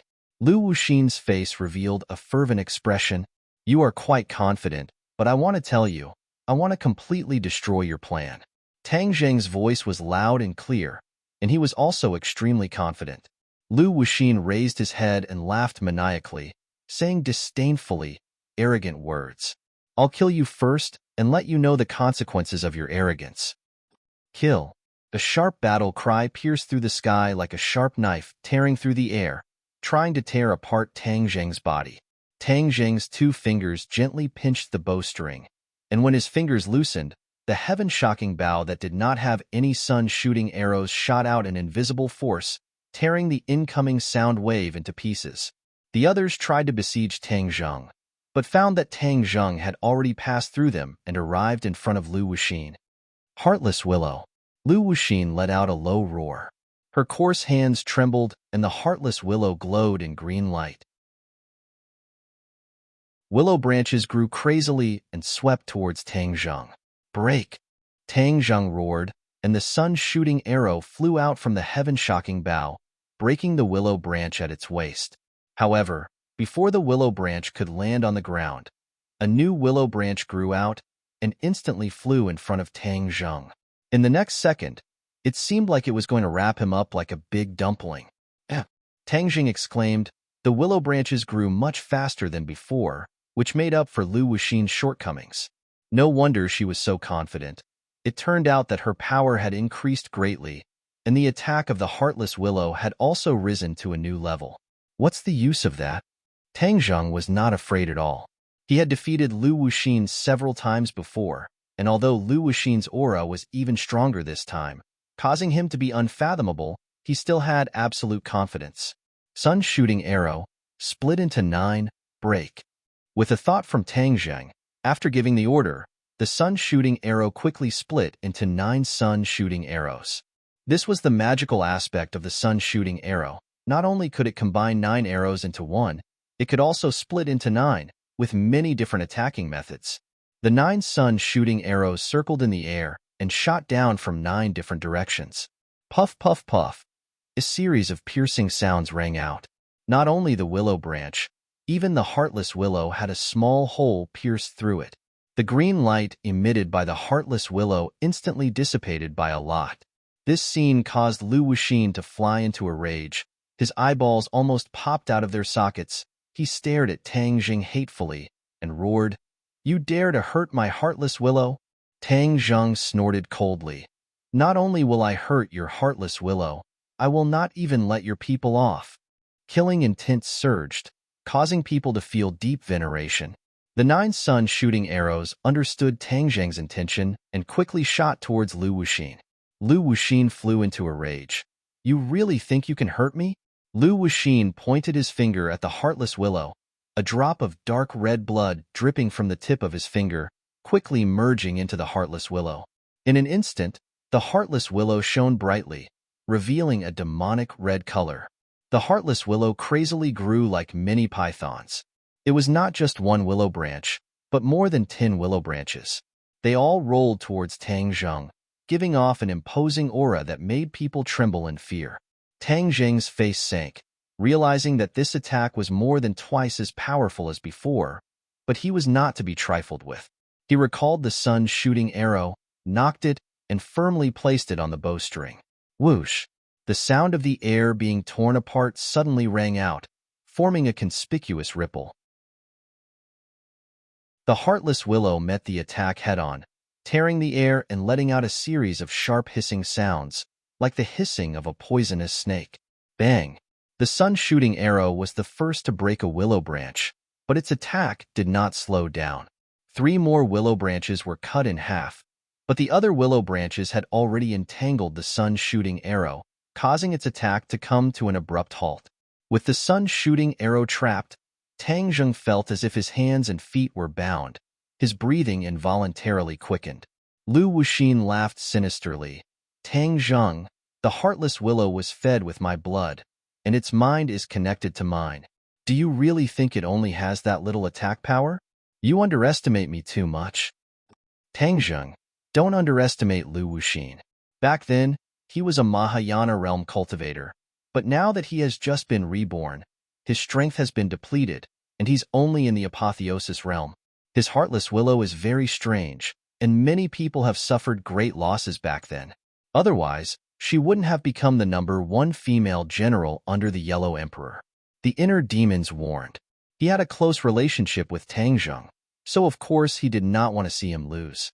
Tang Zheng did not comment, but his understanding of Lu Wuxin had increased by another level. He asked, "What other strange tricks does the heartless willow have?" "You'll know when you see. Lu Wuxin is about to use his ultimate move. Be careful, dodge." The inner demons only had time to warn him. Tang Zheng was shocked. He looked over and saw that the heartless willow had changed. Wisps of red smoke were emitted from the willow leaves, and with a gust of wind, they swept towards Tang Zheng. On the ground, wherever the red smoke passed, the flowers and plants withered, and even the rocks and soil turned blood red. It was extremely frightening. "Get out of the way." The former subordinates of the Yellow Emperor cried out in shock. They understood Lu Wuxin and her methods quite well, so when they saw this scene, they understood how powerful it was. However, there was still one who didn't manage to dodge in time and was enveloped by the red smoke. He let out a scream and then stopped abruptly. It was as if his throat was being strangled. His flesh and blood dissolved at a speed visible to the naked eye. After a few seconds, he became a skeleton. However, the bones were permeated with a strange red color, which made one's hair stand on end. What is this?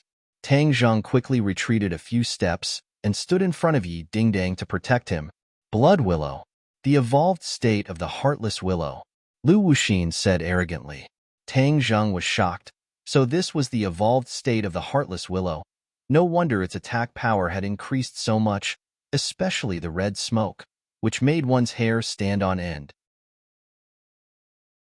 On the other side, the battle between Yi Dingdang and Yi Meiyu had also entered its climax.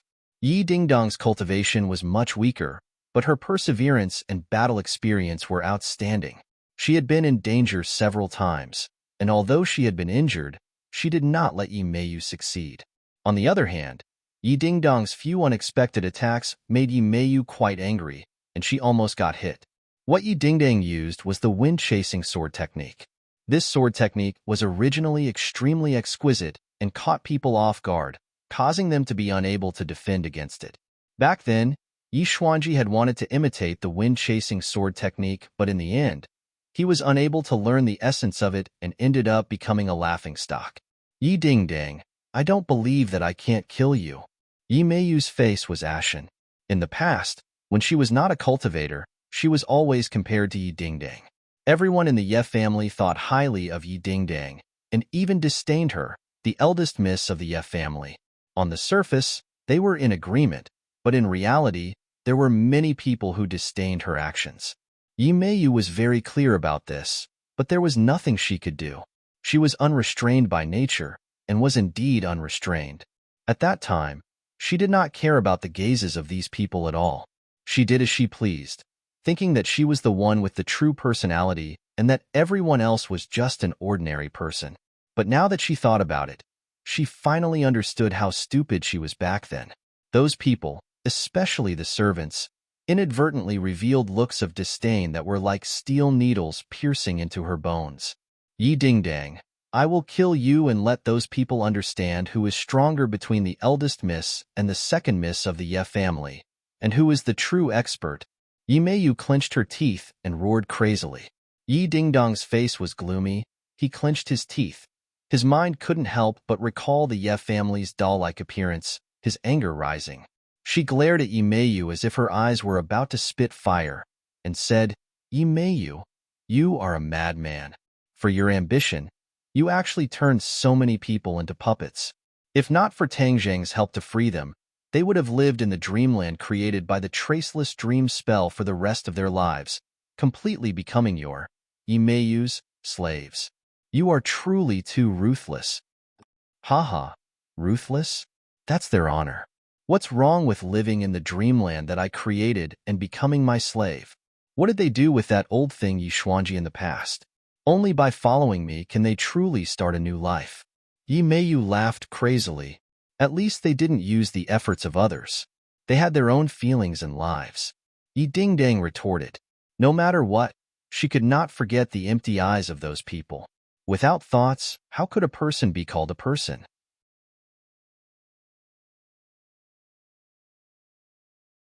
Chapter 1204.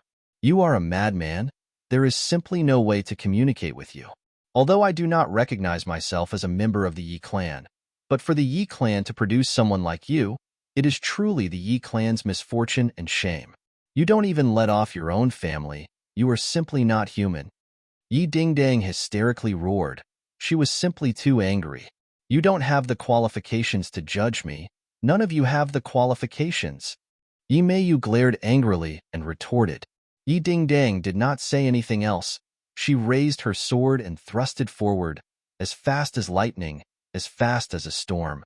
She was not afraid of Yi Meiyu. Although she was at a disadvantage, she took the initiative to attack again and again. This made Yi Meiyu especially angry, as if her dignity had been greatly provoked. She was so powerful, but she still could not make Yi Ding-dang feel the slightest bit of reverence. This was a huge failure. Yi Meiyu only had one thought in her mind, and that was to kill Yi Ding-dang. Heart's dream. She growled and spread out her 10 fingers, causing an invisible force to spread out. Yi Ding-dang felt the scene in front of her suddenly change, and she realized that she had arrived at a familiar place, the high school campus. Fang Shishir and Tang Zheng held hands as they strolled around the campus with a sweet and happy expression. They were truly a match made in heaven, causing countless students to stop and cast envious gazes and praises at them. This is a match made in heaven. That Yi Ding-dang is a tomboy, and she still wants to win the favor of Tang Zheng. Humph, she's just dreaming. An ear-piercing voice entered Yi Ding-dong's ears, causing her to feel as if she had been struck by lightning. She suddenly staggered and almost fell to the ground. How could this be? Tang Zheng clearly said that he loves me. Yi Ding-dang muttered to herself as if she was in a dream. She found it hard to believe what she was seeing, but she was already completely immersed in the dream, so she did not know that it was an illusion. Of course, Yi Meiyu could see this scene. Looking at Yi Ding-dang, who was dumbstruck as if she had been struck by lightning, she felt extremely carefree in her heart. Like a victorious general, she laughed sinisterly and said, Yi Ding-dang, do you think I don't know what you are most afraid of losing? All the glory and wealth are not worth mentioning to you. Only this man is your life. Letting you know the face of a man is a fatal blow to you. Yi Ding-dang was trapped in the dream and could not extricate herself. She could almost hear the sound of her heart breaking. Her face was pale, and her lips were trembling. She wanted to rush up and question Tang Zheng, but in the end, she did not have the courage. The ear-piercing words of the surrounding crowd were like sharp knives that stabbed into her heart, causing her heart to be riddled with holes. She could barely breathe as she clutched her chest, on the verge of collapse, as if she could fall to the ground at any moment. Suddenly, Tang Zheng and Fang Shishir seemed to have noticed her. They both turned their heads to look at her and gave her a strange smile. This smile contained too many meanings, such as ridicule, disdain, and so on and so forth. In short, this smile was enough to make people feel like they were about to collapse. Yi Dingdang fiercely trembled, her expression fluctuating. Yi Meiyu was extremely carefree. Ever since she was young, she had never felt so carefree. It was as if she had drunk a cup of iced red bayberry juice on a hot summer day. The feeling was indescribable. But suddenly, Yi Meiyu's face froze. She looked at Yi Dingdang in disbelief, thinking, "What is she doing?" Yi Dingdang laughed. This smile made Yi Meiyu extremely uneasy, because this was supposed to be a heartbroken moment. Why would she laugh? Could it be that she had received too much of a shock and went crazy? How could Yi Dingdang go crazy? Her willpower far exceeded that of an ordinary person. Although she had suffered an unprecedented blow this time and was on the verge of collapsing, when she saw the smile that Tang Zheng and Yi Meiyu revealed to her, her body and mind were greatly shaken, and a kind of absurd feeling assaulted her heart.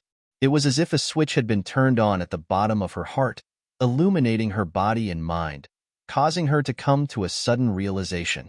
Dream. All of this is a dream created by Yi Meiyu's heart dream. Yi Dingdang muttered to herself. She had already seen through the mystery. She had actually used her own strength to break through the shackles of the heart dream. Although the heart's dream was powerful, it had a huge flaw, and that was that it had to be as close to reality as possible. Otherwise, if it was too outrageous, or if it deviated from the knowledge of the person who entered the dream, everything would collapse. This was like a skyscraper. Without the support of a foundation, everything was like a pavilion in the air. It was extremely illusory. Yi Dingdang had discovered something that did not conform to reality, and her heart had received a great shock.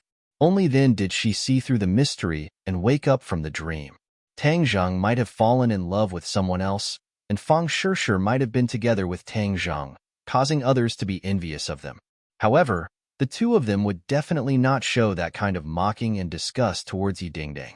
This understanding was deeply rooted in Yi Dingdang's bones, so when she saw that gaze, she understood that everything was fake. This was a foundation of trust and deep feelings, and was not something an ordinary person could do. Yi Dingdang was carefree and did not care about trifles. In fact, her meticulous thoughts were no different from other girls. Yi Meiyu had overlooked this point, and had also underestimated the relationship between Tang Zheng and Yi Dingdang. She had added fuel to the fire, and in order to completely destroy Yi Dingdang's body and mind, she did not know that she had overreached herself, and had instead allowed Yi Dingdang to escape. When Yi Meiyu heard Yi Dingdang's words, her eyes almost popped out of their sockets, as if she had seen a ghost. She hysterically roared, "Impossible! How could she see through the heart's dream technique with her little strength? This is simply impossible." Yi Meiyu kept shouting, but she was unable to change the situation. Even in her dreams, she could not think of the reason for her failure. How could she be the same as Tang Zheng? How could she easily escape from the heart's dream technique? Could it be that what Nightmare said was false, and was just bragging? Yi Meiyu's confidence was shaken. However, when she thought of the scene where the entire Ye family was immersed in the dream and was captivated by her, her confidence returned to her body. She took a deep breath and said, "No, this is just an individual phenomenon. The heart's dream is indeed a very powerful spell. But what was the use of that? If this spell could not deal with the enemy he hated the most, then it would be extremely useless." She simply could not imagine that the reason why the heart's dream technique was ineffective against Yi Dingdang was because of her own fault. She was too anxious and did not understand the enemy, which led to this situation. Yi Dingdang had already completely retreated from the dream. The scene in front of her changed, and she returned to the peak of the mountain. The biting cold mountain wind made her mind even clearer. She glared hatefully at Yi Meiyu and said, "Yi Meiyu, you are too cunning. You actually used this kind of dream to scare me, but your scheme still failed. Yi Dingdang, even without a dream, I can still kill you." Yi Meiyu roared, but she did not seem to have any confidence as she rushed towards Yi Dingdang. After Yi Dingdang broke through the traceless dream technique, her confidence was greatly boosted. Her wind-chasing sword technique's attainments had once again risen to another level. On the contrary, Yi Meiyu was flustered and did not have any ideas. The originally disparity in strength between the two sides was actually difficult to determine the victor. Tang Zheng saw this scene, but he was too busy to do anything. Seeing Yi Dingding escape from the dream, he could not help but secretly cheer and heave a sigh of relief. The power of the blood willow gradually appeared, causing Tang Zheng to fall into a predicament and be surrounded by danger. Tang Zheng, don't make any unnecessary resistance. Your sun's shooting arrow has already been trapped by my heartless willow. What else can you do? Any creature would not be able to survive in this red smoke and would turn into a pile of bones. You can be proud. Back then, who knows how many heroes and tyrants died under the blood willow? It is your honor to be able to receive the same treatment as them. Tang Zheng's expression changed slightly and said, "Fuck your honor. You said that no creature would be able to survive in this red smoke." Hee, that reminded me. Lu Wuxin said disdainfully, "So what if I remind you? What can you do?" "For symbols venerable, come out." Tang Zheng roared, and with a loud bang, the entire mountain seemed to tremble violently. A huge creature appeared out of thin air and stood in front of everyone. "It's the four symbols venerable again." Lu Wuxin's eyes shone with hatred. "You're in cahoots with Qiyu." Back then, the four symbols venerable killed many of our Yellow Emperor tribe's warriors. Today, I will take revenge for them. The four symbols venerable had participated in countless wars with the Yellow Emperor tribe and had outstanding battle achievements. Back then, no one would have ignored the existence of the four symbols venerable. In addition, the last time in the Heavenly Mountain, the four symbols venerable had also helped Tang Zheng. So this group of old subordinates of the Yellow Emperor naturally hated Qiyu to the bone. Hee, that depends on whether you have the ability or not. Tang Zheng disdainfully retreated. Using his hand as a sword, he forced Yi Meiyu back, picked up Yi Dingdang, and flew up to the four symbols venerable, then disappeared into his chest, safely entering the core of the four symbols venerable. "Come back." Yi Meiyu fiercely stomped her feet, but she was unable to catch up. "For symbols venerable, destroy them." Tang Zheng gave the order. The four symbols venerable did not say anything, and strode towards Lu Wuxin. Lu Wuxin knew how powerful the four symbols venerable was. The blood willow was useful against living beings, but the four symbols venerable was a magical treasure in the end, not a living being. The blood willow could not do anything to the four symbols venerable. It was as if Tang Zheng was wearing a treasured robe that was impenetrable by swords and spears, completely fearless. The four symbols venerable rushed into the red smoke as if there was no one around. He grabbed a willow branch, and with a fierce tug, it was forcefully pulled off from the heartless willow. A blood-like liquid flowed down from the heartless willow, spilling all over the ground and fusing with the rocks, which immediately turned blood-red. The venerable of the four symbols pulled off the willow branches, binding the shooting sun arrow in just a few moves. The shooting sun arrow regained its freedom and let out a resounding cry, as if it was cheering, but also as if it was shouting in anger. Whoosh, whoosh, whoosh.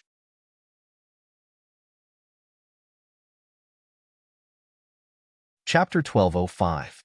Lu Wuxin was enraged when he saw his men fall to the ground dead, but there was nothing he could do. He roared, "I'll fight you to the death." A stream of crimson blood spurted out of her mouth like an arrow released from a bow. With a whoosh, it flew to the top of the blood willow. Immediately, the blood willow emitted a bright red light and began to grow wildly as if it had a second spring. In the blink of an eye, it grew into a towering tree, as tall as a canopy. The hanging willow branches were like devil's claws that could reap lives at any time. When the Yellow Emperor's former subordinates saw this, their eyes lit up and they cheered, "Tang Zheng, you forced her to do this. This time, she used her heart blood to feed the heartless willow. Your time has come." The heart blood contained Lu Wuxin's entire life's worth of cultivation. It was not something ordinary blood could compare to. Tang Zheng did not have time to think. The bright red willow branches quickly entangled him like a group of demons. In an instant, the four symbols venerable was completely surrounded. "Charge!" Tang Zheng bellowed, controlling the four symbols venerable. It was like a moving mountain, fiercely charging towards the heartless willow. Whoosh! The four symbols venerable was immediately entangled by the heartless willow. Streaks of crimson light appeared on the four symbols venerable's body and flickered. A crimson mark actually appeared on the four symbols venerable's body. This enormous pressure caused Tang Zheng to feel extremely uncomfortable. He fiercely twisted his body and activated his martial arts. Only then was he able to resolve all of this. Four symbols venerable, attack? Pooh! The four symbols venerable's eyes emitted a terrifying light. He fiercely pulled at the willow branches, which were immediately torn in two. They struggled on the ground like broken snake tails. Lu Wuxin hid behind, his face gradually turning pale. When the heartless willow used this move in the past, it was always successful, but now, it was actually unable to do anything to Tang Zheng. That damned four symbols venerable, all of this was because of it. If not for this damned fellow, how could Tang Zheng have dodged the attack of the heartless willow?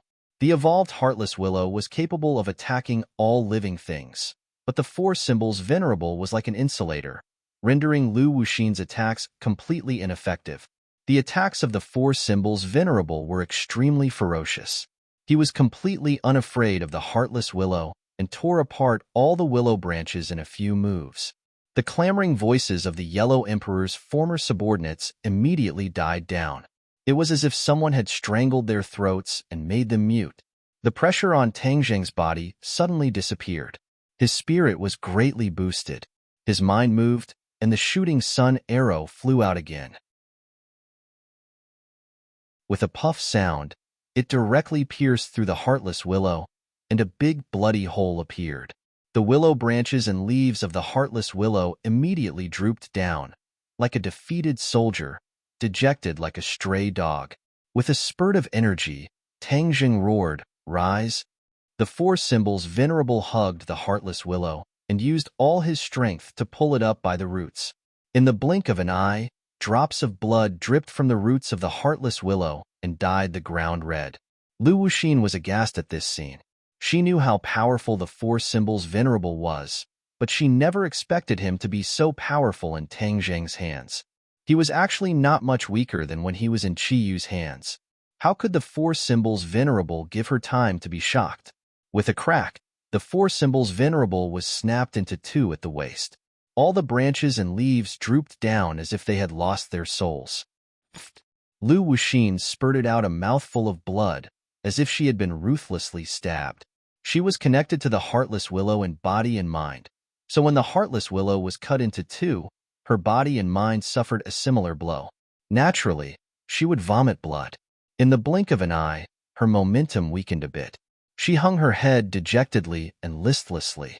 Lu Wuxin, you've tried to kill me time and time again. Today, I'll kill you first. Tang Zheng roared. Lu Wuxin was a core member of the Yellow Emperor's former subordinates. If he killed her, it would be a severe blow to them. Naturally, he would not take advantage of this great opportunity. As soon as he finished speaking, the sound of footsteps hitting the ground was earth-shattering. The four symbols venerable charged at Lu Wuxin. Lu Wuxin retreated in panic. Without the heartless willow, her fighting strength was greatly reduced. Against the four symbols venerable, she felt a sense of defeat. Careful! The other former subordinates of the Yellow Emperor screamed and chased after her in an attempt to stop the four symbols venerable's attack. However, the four symbols venerable quickly left them behind and took the lead, instantly arriving in front of Lu Wuxin. Lu Wuxin had nowhere to retreat. Behind her was a bottomless cliff. Even if she could fly, she could not completely escape the four symbols venerable's attack. She clenched her teeth and her eyes flickered as she tried to think of a countermeasure. Suddenly, her eyes lit up as she came up with a plan. I've got it. Tang Zheng, don't you have the 9 Yang Saint body? Didn't you want to stop me from gathering pure Yang energy? Humph, I'll fulfill your wish. Tang Zheng did not know that danger was approaching. Although victory was in his grasp, he was still very cautious, afraid that something out of the ordinary would happen. He really did want to kill Lu Wuxin. Lu Wuxin stopped retreating and silently formed a hand seal with her fingers. A formless energy rippled from the ground, immediately causing a subtle change to take place in the massive life totem mountain. The originally concealed pure yang energy erupted like a volcano and soared into the sky like a tornado, instantly engulfing Tang Zheng. This pure yang energy did not attack Tang Zheng. Instead, Tang Zheng was like a giant whirlpool, while the pure yang energy was like little boats that were sucked into the whirlpool without resistance. In other words, the pure yang energy contained within the life totem seemed to have found an outlet. Tang Zheng's body trembled, and the four symbols venerable immediately stopped.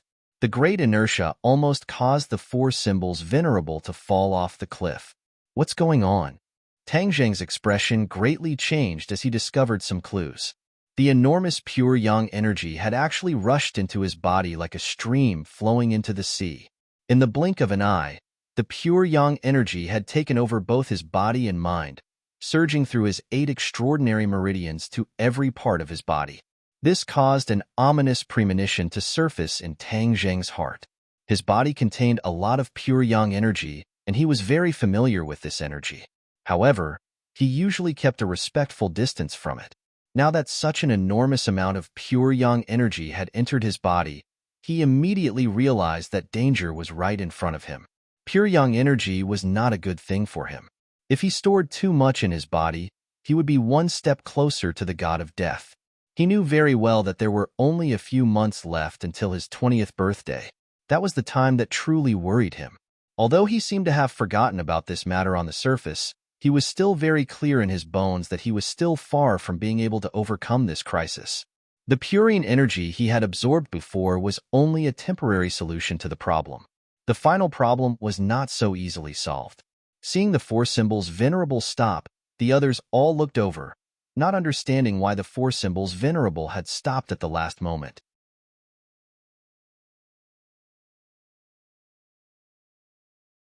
Chapter 1206. The pure yang energy played a role, causing Tang Zheng to instantly fall into an absolutely dangerous situation. His complexion had already undergone a subtle change. Others might not have noticed it, but Yi Dingdang saw it clearly.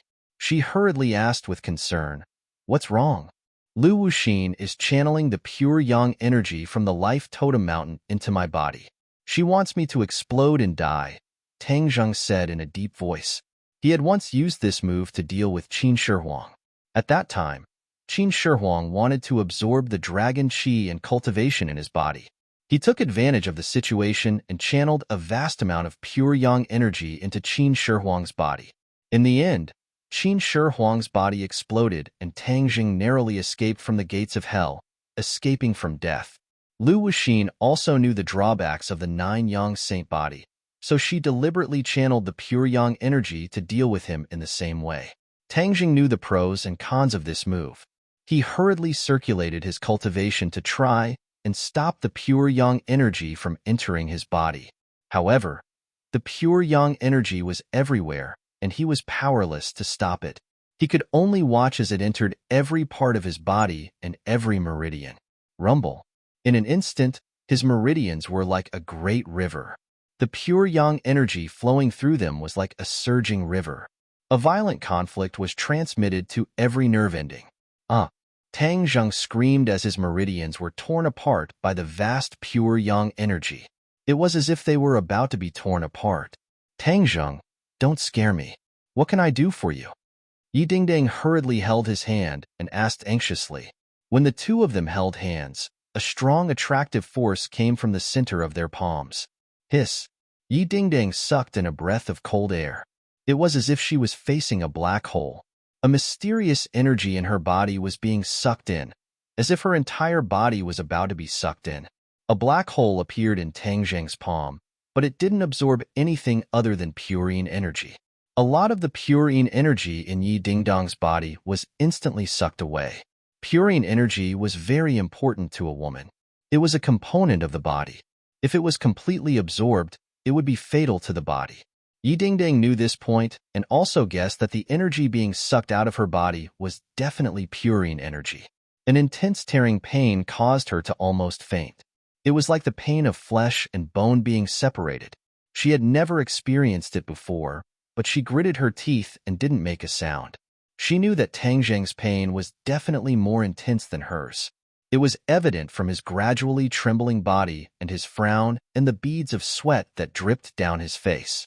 He has reached the most dangerous moment. I have to support him.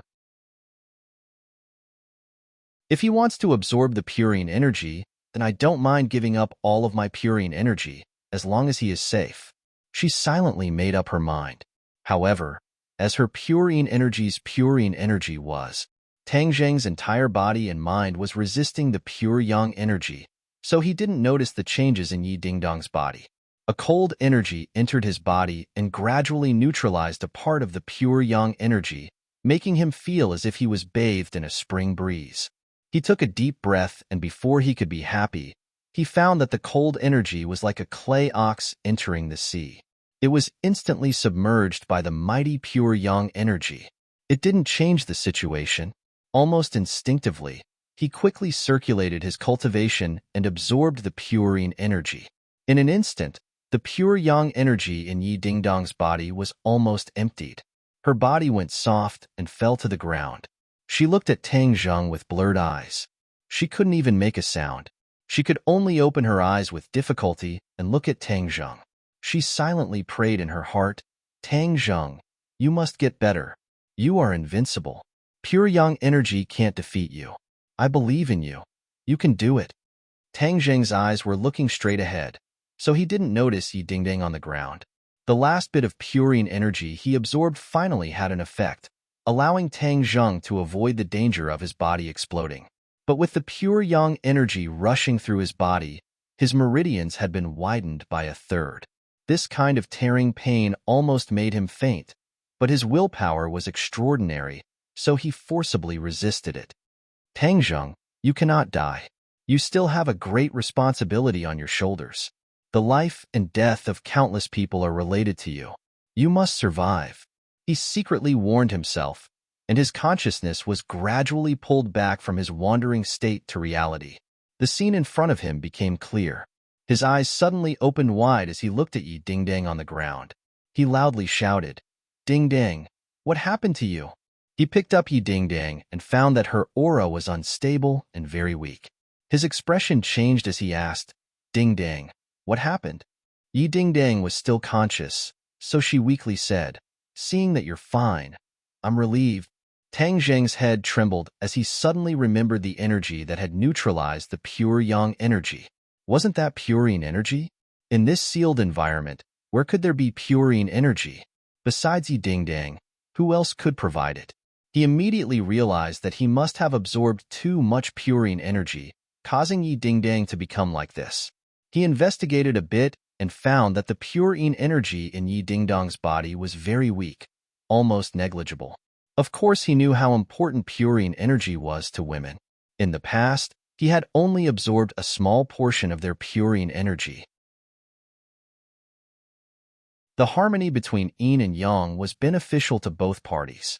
This time, he had drained the pond to catch all the fish. The severe consequences could be imagined. She was harmed by me. As if he had been struck by lightning, his entire body began to tremble. Don't be like this. Seeing his remorseful appearance, Yi Dingdong mustered all the strength in her body, stuttering as she tried to persuade him with difficulty. Before she could finish speaking, she had used up all of her strength and almost fainted. Don't speak. I'm here. I'll definitely save you. Tang Zheng tightly hugged her and gently comforted her. Yi Dingdong's lips slightly curled, revealing a happy and sweet smile. Lu Wuxin continuously activated the array, injecting pure yang energy into the four symbols venerable. When she saw the four symbols venerable stop, she knew that her plan had succeeded and could not help but reveal a happy expression.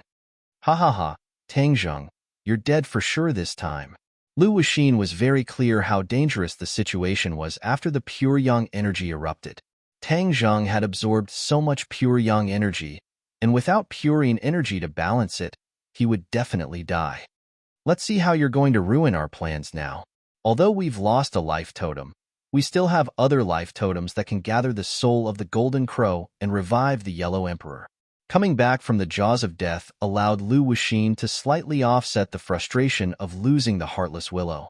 The other former subordinates of the Yellow Emperor cheered and shouted excitedly. Yi Meiyu's eyes flashed with a vicious light.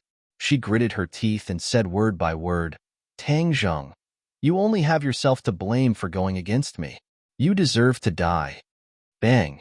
With a loud sound, the four symbols venerable took a step forward. This unforeseen event caused the others to feel as if they had been struck by lightning. They looked at the four symbols venerable in a daze as a voice echoed in their minds.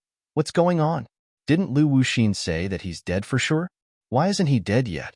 Could it be that he's struggling on the verge of death?" Yes, he must be struggling on the verge of death. An answer appeared in everyone's minds, but they were obviously not confident in their hearts. Bang! With another loud sound, the four symbols venerable took a step forward with his other leg and completely moved. Like a gust of wind, his legs swept towards the former subordinates of the Yellow Emperor, as if he was truly sweeping through an army. Crack, crack, crack. A series of bone-breaking sounds rose and fell, causing one to feel a toothache. The former subordinates of the Yellow Emperor were sent flying into the air, screaming miserably as they quickly fell to the ground, wailing non-stop. Seeing this scene, the surviving former subordinates of the Yellow Emperor kept quiet out of fear and subconsciously retreated. They originally thought that victory was in their hands, but they didn't expect that Tang Zheng would actually not die and launch a fierce attack. Lu Wuxin and Yi Meiyu were stunned at the same time. They stared at the four symbols venerable in disbelief and muttered to themselves, "Why is it like this? Why didn't the pure yang energy cause his body to explode?" The pure yang energy contained in the life totem is so powerful, yet he was still able to survive after it was injected into his body. Lu Wuxin could no longer find the words to describe Tang Zheng. He could only feel a stomach full of shock that was difficult to digest. "Senior, what should we do now?" Yi Meiyu asked anxiously. Lu Wuxin's expression was cold as he gritted his teeth. After a long while, he said, "Retreat." Tang Zheng was hiding in the body of the four symbols venerable, so she did not know the specific situation. However, from his current situation, she could tell that the plan to explode his body had failed. Tang Zheng would definitely counterattack, and they might not be a match for Tang Zheng. There was no need to make unnecessary sacrifices. This time, they clearly understood that Tang Zheng was far more powerful than they had expected. The enemies of the Yellow Emperor's old subordinates might not only be Qi Yu. Perhaps Tang Zheng would rise up and become their true enemy. This was a very frustrating thing, but they had to admit this reality. Hearing the word retreat, Yi Meiyu felt an intense unwillingness in her heart, but there was nothing she could do. Even Lu Wuxin insisted on retreating, so what could she do? Did she have to fight to the death? That would only be a meaningless sacrifice. Since she had made her decision, she did not hesitate in the slightest. She turned around and rushed towards the foot of the mountain. The others did not react as quickly as she did. Their movements were a little slower, and what welcomed them was the thunderous attack of the four symbols venerable. The sound of bones and flesh breaking could be heard non-stop. One after another, people flew into the sky and fell down, dying one after another. The fighting strength of the four symbols venerable was clearly stronger than before, causing a chill to rise from the soles of Tang Zheng's feet. This meant that the pure yang energy did not reduce Tang Zheng's fighting strength by much, but instead made him stronger. This was too unbelievable, but looking at the scene in front of him, he had no choice but to admit that this was reality. She couldn't care less about the others. She quickly fled to the foot of the mountain. In this battle, not only did she lose the Heartless Willow, but her body also suffered quite a bit of damage. When she returned this time, she definitely needed to properly recuperate.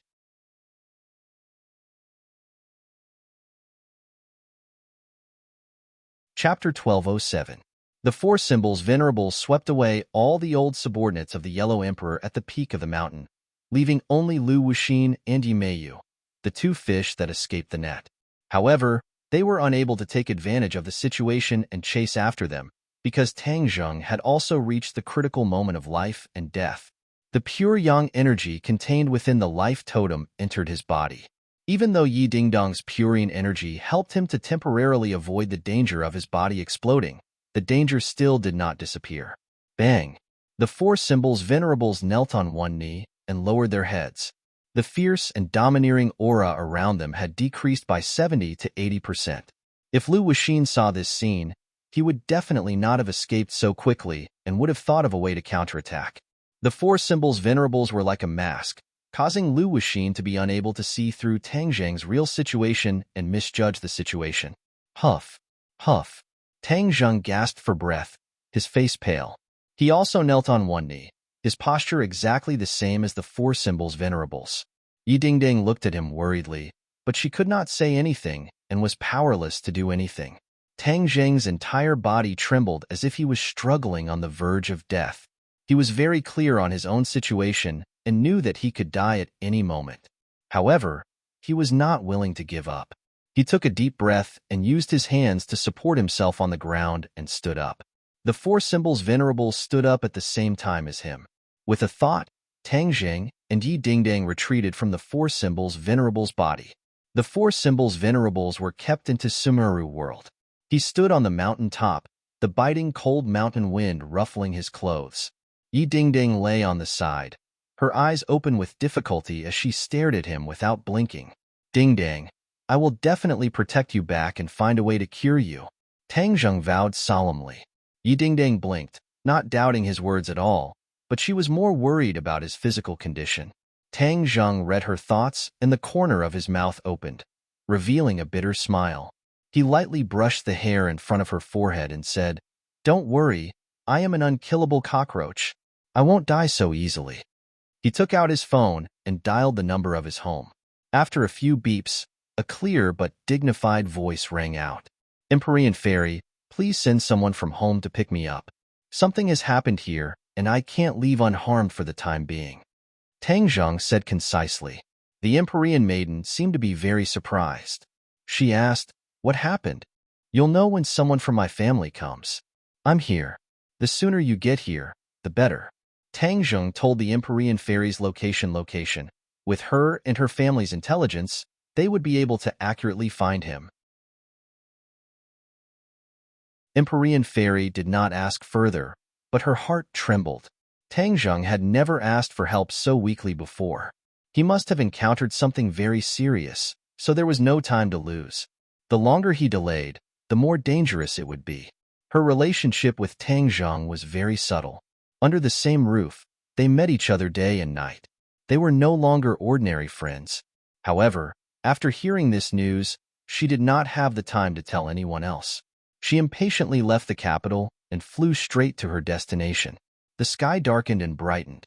Tang Zheng and Yi Dingding stayed on the peak of the mountain for an entire night. There were no traces of people, and there were no wild beasts either. Tang Zheng lit up a bonfire to drive away the cold for Yi Dingding. His condition was simply too terrible.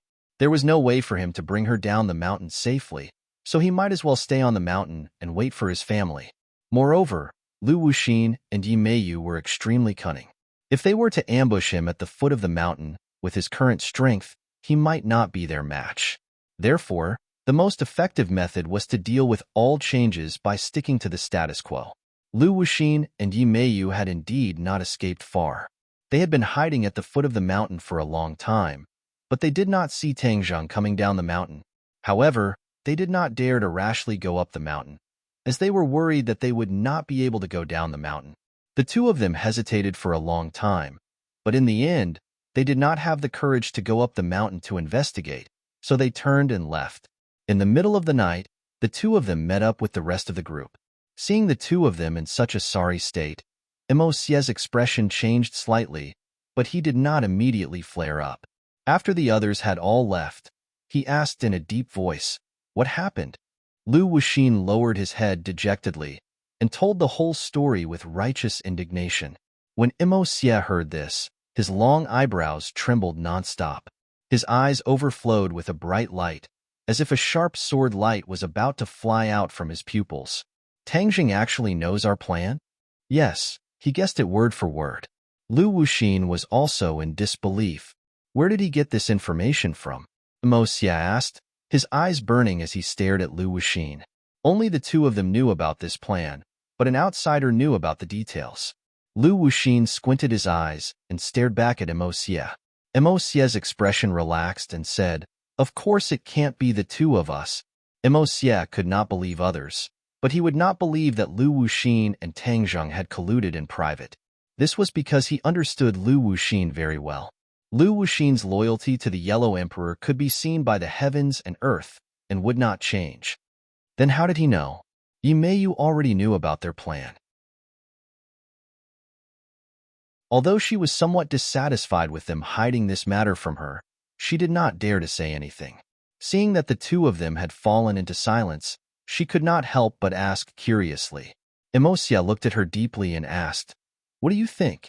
Yi Meiyu was startled and said resentfully, "This junior is ignorant. How could I know?" Xie sighed inwardly, thinking that you are not being modest. Back then, when Nightmare chose you as his disciple, I'm afraid it was not the best choice.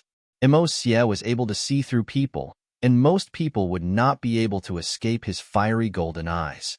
Although Yi Meiyu had been acting all this time, deliberately concealing her actions and true style, she still gave herself away and did not escape Xie's eyes.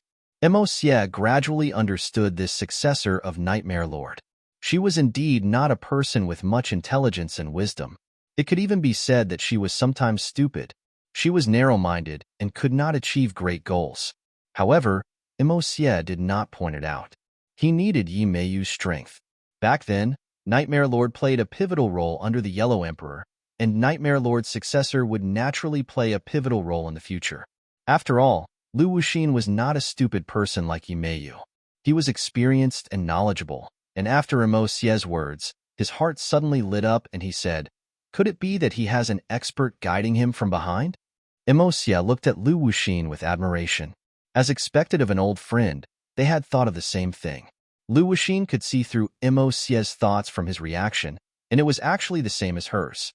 She quickly asked, "Then which expert is guiding him from behind? Could it be that Empyrean fairy?" They knew very little about the Empyrean fairy, as the Empyrean fairy was a person who appeared long after they died. Xie muttered to himself for a while, then shook his head bitterly. "I don't think so. Doesn't look like." Lu Wuxin looked at him in astonishment. Other than the Empyrean fairy, who else could it be? If it was Qiyu, he might be able to see through our plan, but Qiyu and Tang Zheng have already broken off, so it is impossible for him to be in cahoots. Then it must be someone else, but we have not seen any other experts appear in Tang Zheng's life. Lu Wuxin muttered to himself, constantly looking for flaws and key points. Xie still couldn't see through the mystery and helplessly said, "There will be a day when the truth will surface. Since our plan has been exposed, there's no time to lose.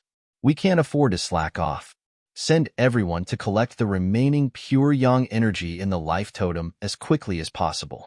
We can't afford to make any more mistakes this time." Xie's orders were unquestionable, and Lu Wuxin had no objections. He nodded heavily and passed down the order. The Yellow Emperor's old subordinates immediately took action, setting out through the night and rushing to the remaining vitality totems. Lu Wuxin's injuries were not light, so he had no choice but to stay behind and recuperate while waiting for the good news. Xie stood in the darkness, looking up at the stars in the sky. The starry sky had already returned to its appearance from hundreds of thousands of years ago. There was no fog, and the sky was clear.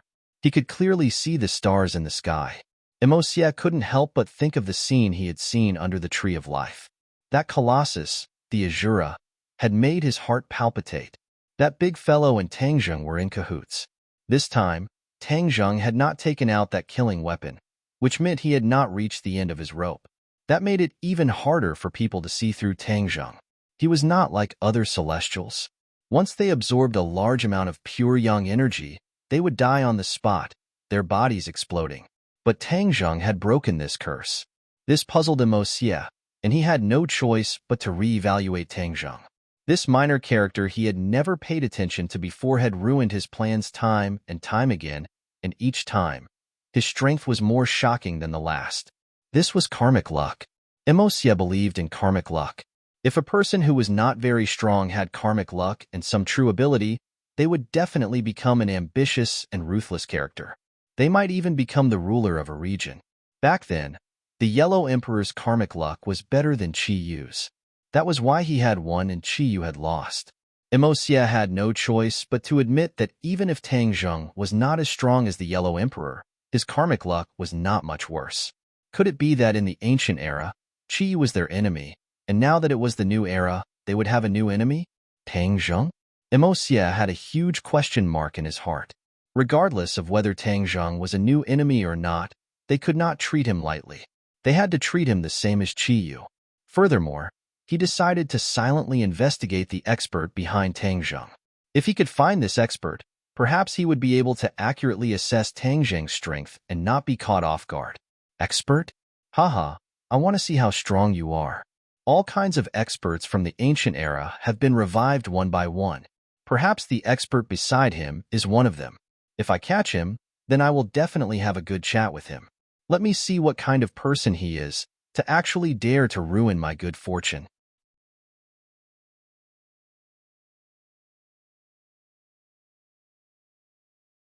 Chapter 1208. Early in the morning, the sky was turning white. A red sun peeked out from behind the clouds, revealing a shy face. A person covered in morning dew flew over from the horizon. In the blink of an eye, she stepped on the clouds and landed on the peak of the mountain. The mountain breeze blew her snow-white dress, making her look like a fairy who had descended to the mortal world. The Empyrean fairy's eyes were like torches as she scanned the mountain peak. Everything was reflected in her eyes. Even the crystal-clear dewdrops on the leaves did not escape her eyes. She immediately saw Tang Zheng standing proudly at the edge of the cliff like a statue. His body was tall and straight, as if he could support the heavens. Yi Dingdang was leaning against his side. Her expression was dispirited, and her eyes were blurred. She looked listless. The Empyrean fairy heaved a sigh of relief. As long as the two of them were still alive, the situation was not too bad. Tang Zheng, she called out subconsciously. Tang Zheng's stiff expression suddenly relaxed.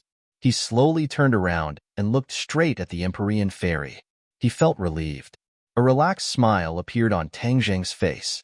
You are finally here. What's wrong? The Empyrean fairy asked impatiently. Tang Zheng opened his mouth, trying to explain the reason, but when the words reached his mouth, he was unable to say them out loud, as they were stuck in his throat, and a strong urge to vomit hit his heart. He spat out a mouthful of blood. Tang Zheng's face instantly turned pale.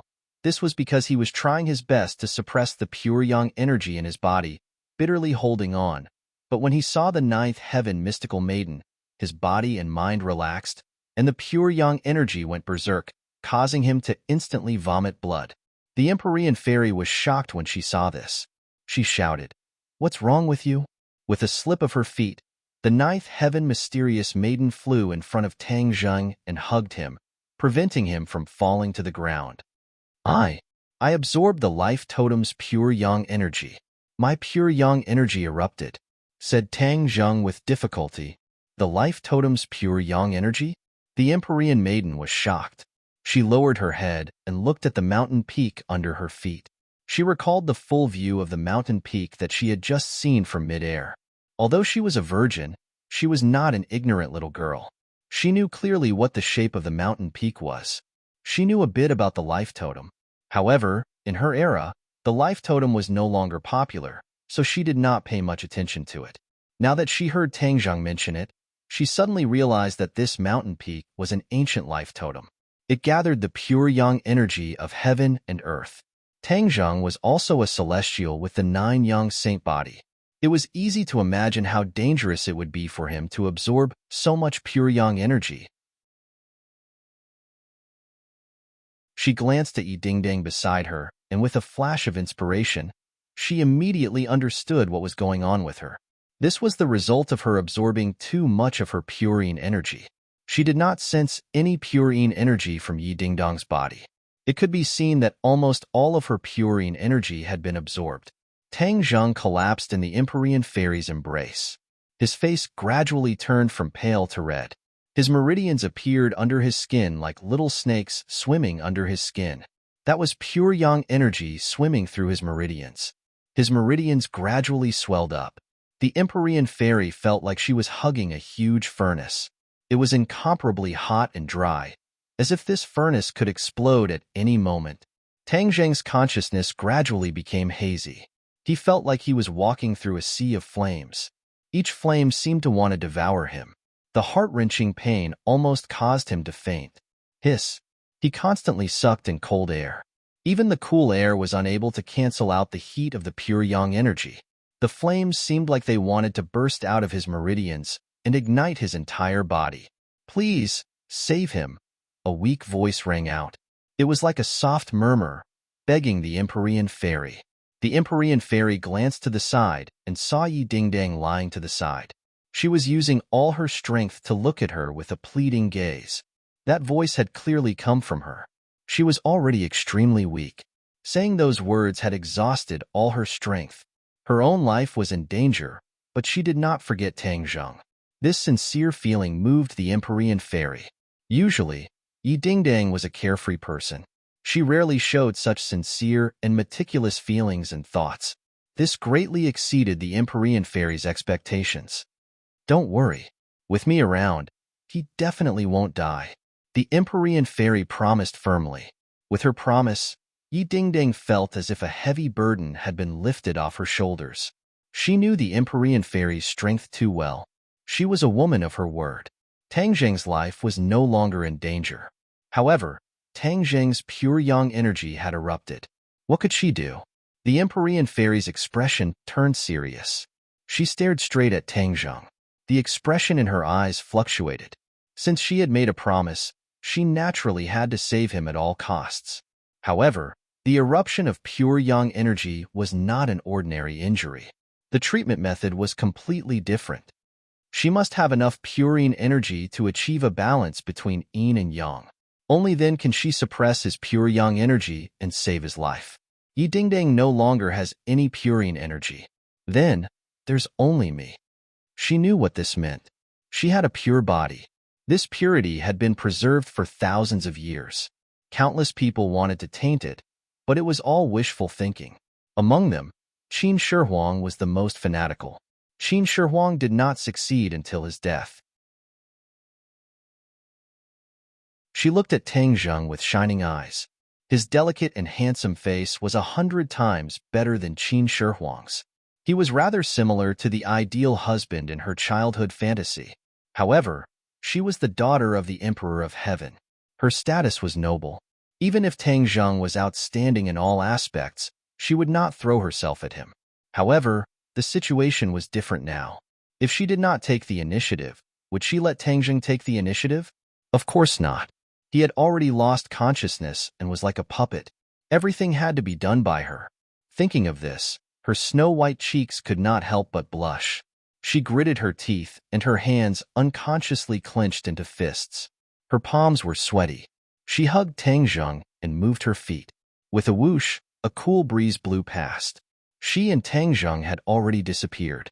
In the next second, they jumped off the cliff. Yi Dingdang clearly saw this scene. She opened her mouth but did not shout. She knew that the Empyrean fairy was going to save Tang Zheng. However, she did not know how the Empyrean fairy was going to save him. In her impression, the Empyrean fairy's cultivation was so high that she definitely had countless methods to save him. She did not know. Facing Tang Zheng's situation, the Empyrean fairy only had one way to save him. The Empyrean fairy had the 9 Yin Saint body. It was a body that corresponded to the 9 Yang Saint body. It contained extremely strong Yin energy and was also an excellent body for cultivation. However, it was also very easy to die prematurely. The Empyrean fairy was the daughter of the Emperor of Heaven. Her status was noble, and she had avoided a premature death.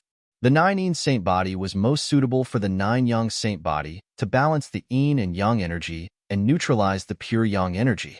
The Empyrean fairy knew this very well. Therefore, she had absolute confidence that she could save Tang Zheng.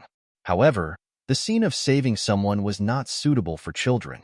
It was even more inappropriate to show it in front of others. She hugged Tang Zheng and jumped off the cliff. Her body floated in mid-air. The white clouds in the sky surged and quickly converged toward the two of them. In an instant, the two of them disappeared into the white clouds. The white clouds were like a curtain, blocking the view of others. In the white clouds, The Empyrean fairy stared at Tang Zheng without blinking. She gently bent down and planted a kiss on Tang Zheng's lips. The Empyrean fairy had never been so close to a man before. When their lips touched, she felt as if she was struck by lightning. She had a strange feeling that she had never felt before. This feeling quickly spread from the kiss to her limbs and bones. It spread through her meridians and soon enveloped her entire body. This feeling is so strange, a voice sounded in her heart.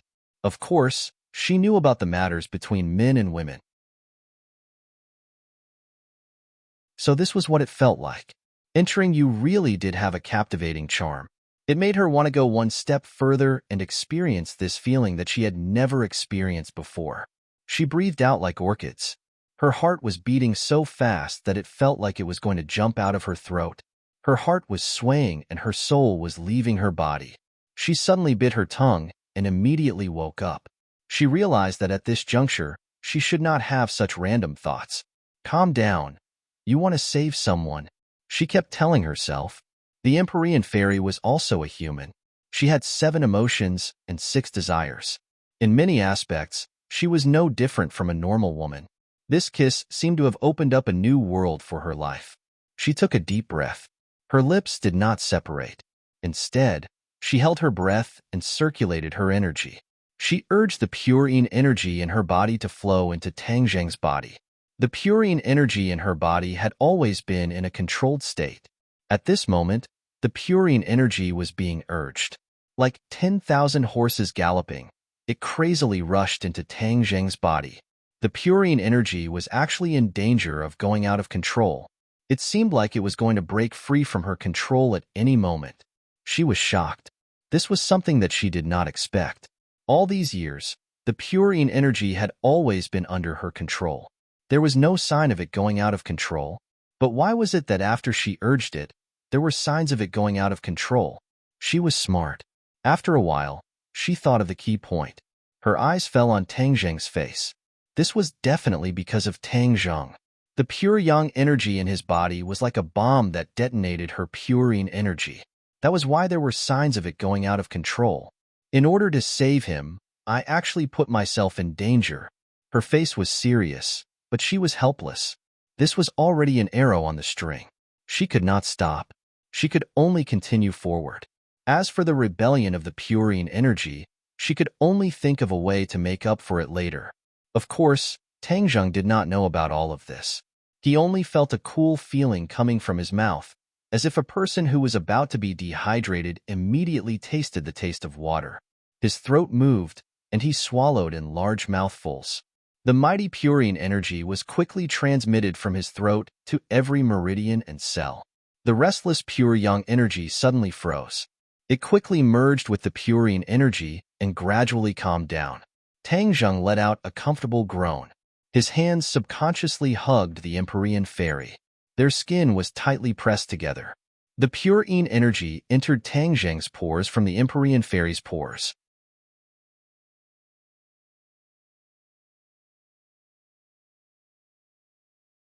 Chapter 1209. Tang Zheng's hands became restless, and he subconsciously hugged the Empyrean fairy's body. Her snow-white skin was full of elasticity, and Tang Zheng's palms were pressed together without any reservation.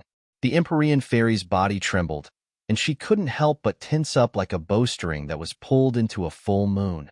Her pretty face was full of lust, and her pink face was full of anger, which perfectly explained her reaction.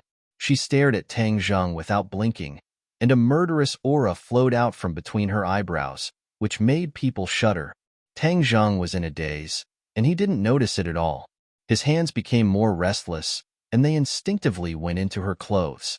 The Empyrean fairy bit her lips with her snow-white teeth and squeezed out 2 words from between her teeth. "Stop!" Tang Zheng turned a deaf ear to her and continued to do as he pleased.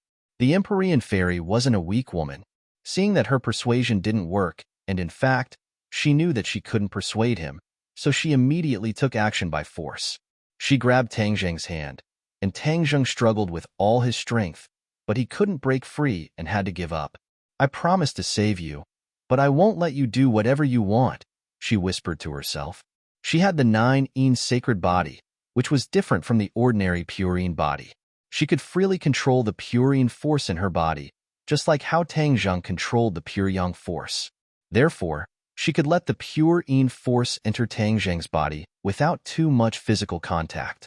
Of course, Tangjung needed too much purine force. If her hands were to be crossed, it would be very time-consuming for the transfer, and kissing could obviously speed up the process. In order to save him, she sacrificed her first kiss, which he had kept for thousands of years. How could she let Tangjung do anything else? Although Tangjung's body was under control, the purine force was continuously flowing into his lips, making him feel relaxed and happy. His lips opened and closed, making a sizzling sound. The Empyrean fairy's heart skipped a beat. Her face became redder and redder, and her breathing quickened involuntarily. A primitive impulse was born from the bottom of her heart and spread throughout her body, as if wanting to devour her entire body and mind. She had unknowingly let go of Tangjung's hand. Having regained his freedom, Tangjung burst out with high enthusiasm. His hands tightly hugged the Empyrean fairy. The Empyrean fairy tensed up, but soon softened, as if she had melted under Tangjung's fingertips and palms. Tangjung's hand sneaked under her skirt. Her smooth skin fell into Tangjung's palm, as if it was about to be ignited. The Empyrean fairy was shocked. She found that her body was heating up, as if it was not her own. It was as if she was about to lose control. This feeling that she had never felt before made her instinctively alert and alert. Her brain immediately rang an alarm bell for herself. Her eyes shone brightly, and she suddenly trembled. With a low roar, she walked out of her daze. Her eyes were like bright stars in the night sky as she looked at Tangjung with burning eyes. Tangjung's expression was blank, but he subconsciously froze under the gaze of the Empyrean fairy. He stared into her eyes, and the blank look in his eyes gradually became clear. The Empyrean fairy's eyes seemed to have magic. Like a sharp blade, they pierced through the absurd thoughts in Tangjung's mind. The Empyrean fairy was relieved, but when she saw Tangjung's eyes gradually returning to normal, she panicked and subconsciously separated her lips from Tangjung. Without the injection of purine energy, the pure yang energy in Tangjung's body became restless again. His face showed pain, and his body twisted as if he was about to explode. The Empyrean fairy was shocked. She quickly leaned forward and pressed her lips on Tangjung's. When their lips touched, the continuous purine energy was transmitted through the gap between their lips. Tangjung immediately calmed down, and his restless emotions were instantly soothed. However, Tangjung's eyes became clear. They were not blinded by emotions and pure yang energy. They were as bright as the stars. He stared at the Empyrean fairy with burning eyes, and a look of disbelief gradually emerged from the depths of his eyes. He looked at the Empyrean fairy in horror. They were so close, and the key was that their lips were firmly kissed. This was something he had never thought would happen. Although he knew that the Empyrean fairy had the 9 sacred body and would be of great use to him, her identity was so noble that he did not have the slightest improper thoughts. In the past, Qin Shi Huang also wanted to touch the Empyrean fairy, but in the end, he died. How could Tangjung have thoughts about her so easily? Moreover, the relationship between the two of them was not the same as before. Unknowingly, they had formed an alliance and cultivated a deep comradeship. He would not destroy this rare relationship. However, when he saw the scene of him and the Empyrean fairy kissing, everything fell apart. His brain almost crashed, and he did not understand why it had become like this. The Empyrean fairy also noticed the situation with Tangjung. His clear eyes were like steel needles that pierced her heart. She subconsciously turned her head to avoid his eyes. She no longer cared about the pure yang energy in Tangjung's body. She took a few steps back and widened the distance between them. Tangjung felt that the pure yang energy in his body was suddenly startled and showed signs of going berserk again. He had already regained consciousness and hurriedly activated his mysterious art to suppress the signs. He had absorbed too much purine energy from the Empyrean fairy. Although it was not enough to completely balance his pure yang energy, it was enough to temporarily get him out of danger. A pair of eyes stared at each other like this. The air was dead silent, and even the sound of the wind had disappeared. Only the white clouds around them gently drifted, as if they were each other's situation. On the surface, they seemed to be motionless, but in reality, their hearts were in turmoil. No one knew how many waves had been stirred up. Tang Zheng's throat moved, and he spat out a word with difficulty. The Empyrean fairy's face turned cold, and she interrupted him. I was trying to save you. This is a temporary measure. Don't let your imagination run wild. She seemed to be afraid that Tang Zheng would say something absurd, so she spoke the truth first. She really did not have any improper thoughts about Tang Zheng, and it was all a temporary measure to save him. But after the two kissed, a strange thought appeared in her heart. She was actually immersed in it, unable to extricate herself. Could it be that she really enjoyed that kind of situation? No, this must be an illusion. She had cultivated for thousands of years and had never wavered in the slightest. How could she be shaken just because of this? She absolutely would not allow it. Hearing this, Tang Zheng's thoughts were complicated. He seemed to be a little disappointed, but also a little relieved. He could not tell if he was relieved by this answer, or if it was some other feeling. However, he immediately composed himself and calmly said, I understand. Thank you for saving my life. I am unable to repay you, but if you have any orders, I will not dare to disobey. Seeing his serious appearance without any other thoughts, the Empyrean fairy felt a sense of loss. It was incomparably complicated and indescribable.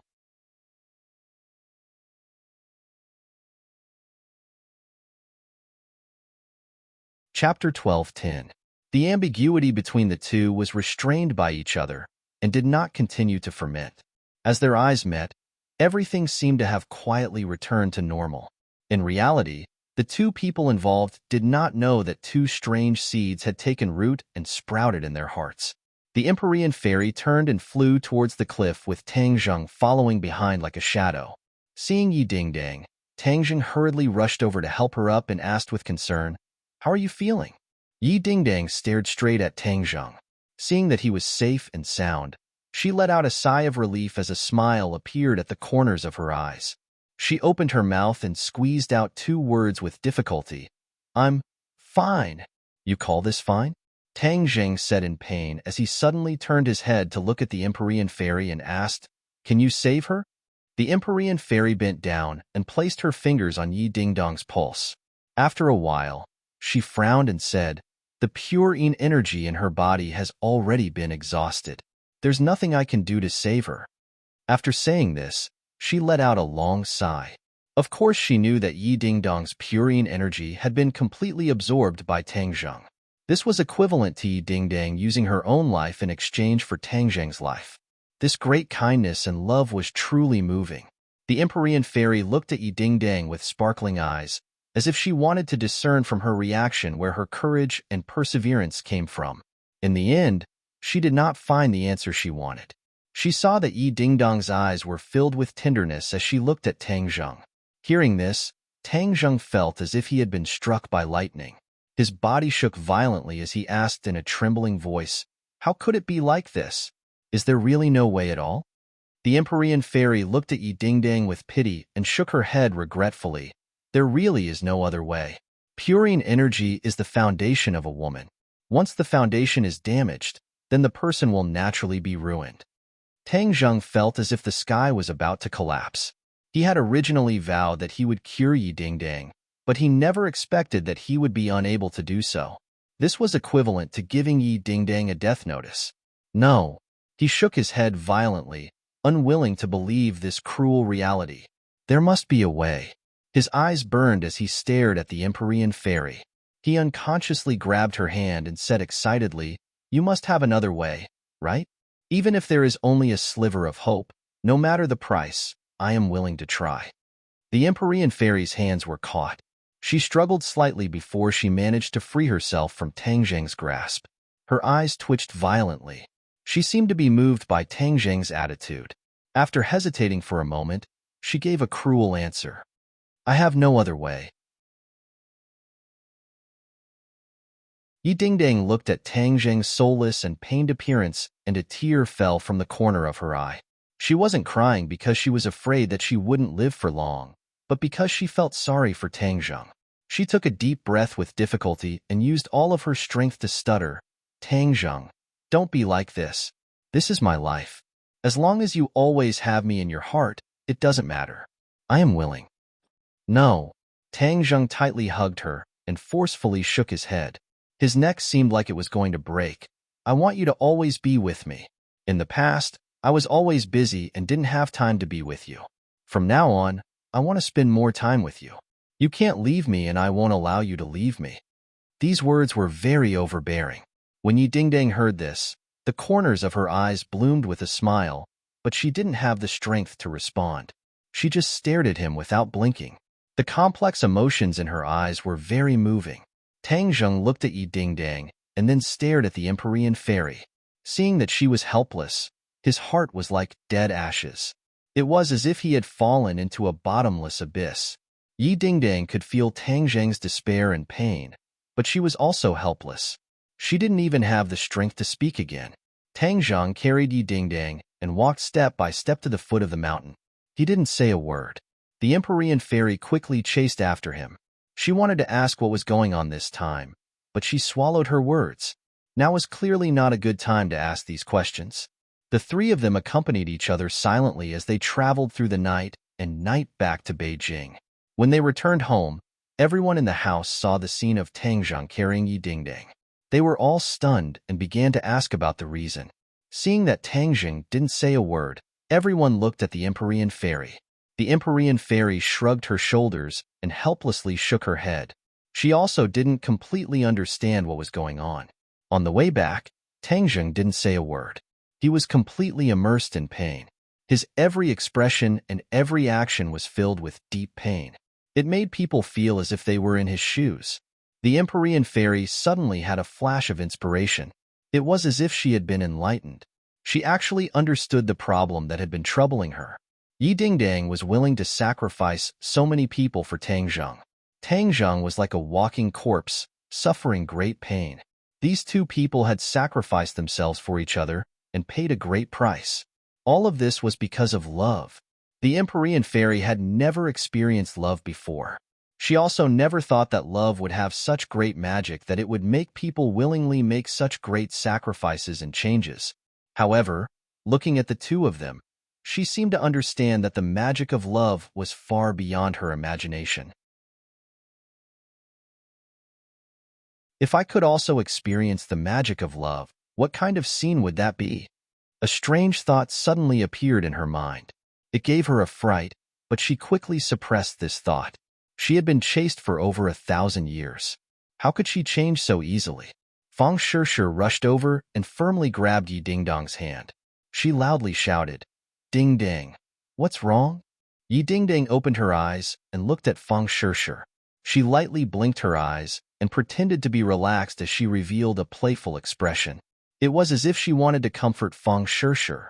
However, Fang Shishir saw her like this and felt as if a knife was being twisted in her heart.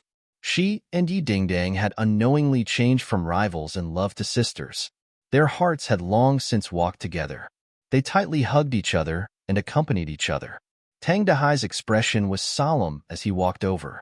Seeing that Tang Zheng was silent and didn't reply to the other people's questions, he asked, "Little Zheng, tell us, what happened?" Hearing his grandfather's words, Tang Zheng finally raised his head and swept his gaze across everyone's faces. Everyone deeply felt the sorrow in his heart, and their hearts were filled with sorrow. When we went to the Ye family, we discovered a strange phenomenon. Tang Zheng explained in detail that they had gone to the Ye family, then followed Yi Meiyu's magic all the way and discovered the plot of the Yellow Emperor's old subordinates. Furthermore, they had a great battle. Tang Zheng's pure young energy had exploded, and Yi Dingdang was willing to sacrifice herself to save his life.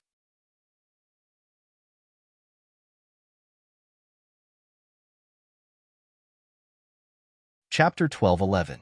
Everyone stared fixedly at Yi Dingdang.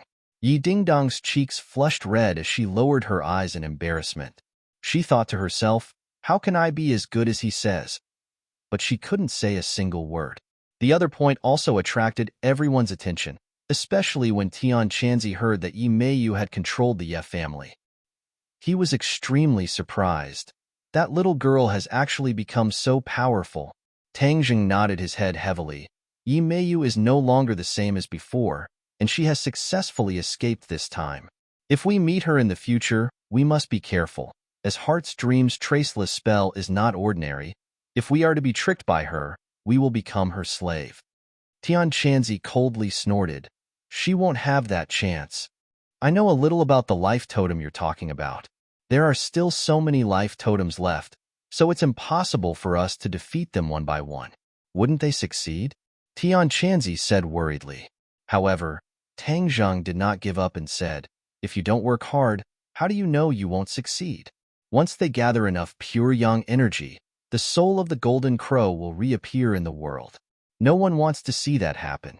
Tian Chanzi stared at Tang Zheng with a burning gaze, and finally nodded his head and said, all right, I'll listen to you. After pausing for a moment, he said, then why are you fine after absorbing so much pure yang energy?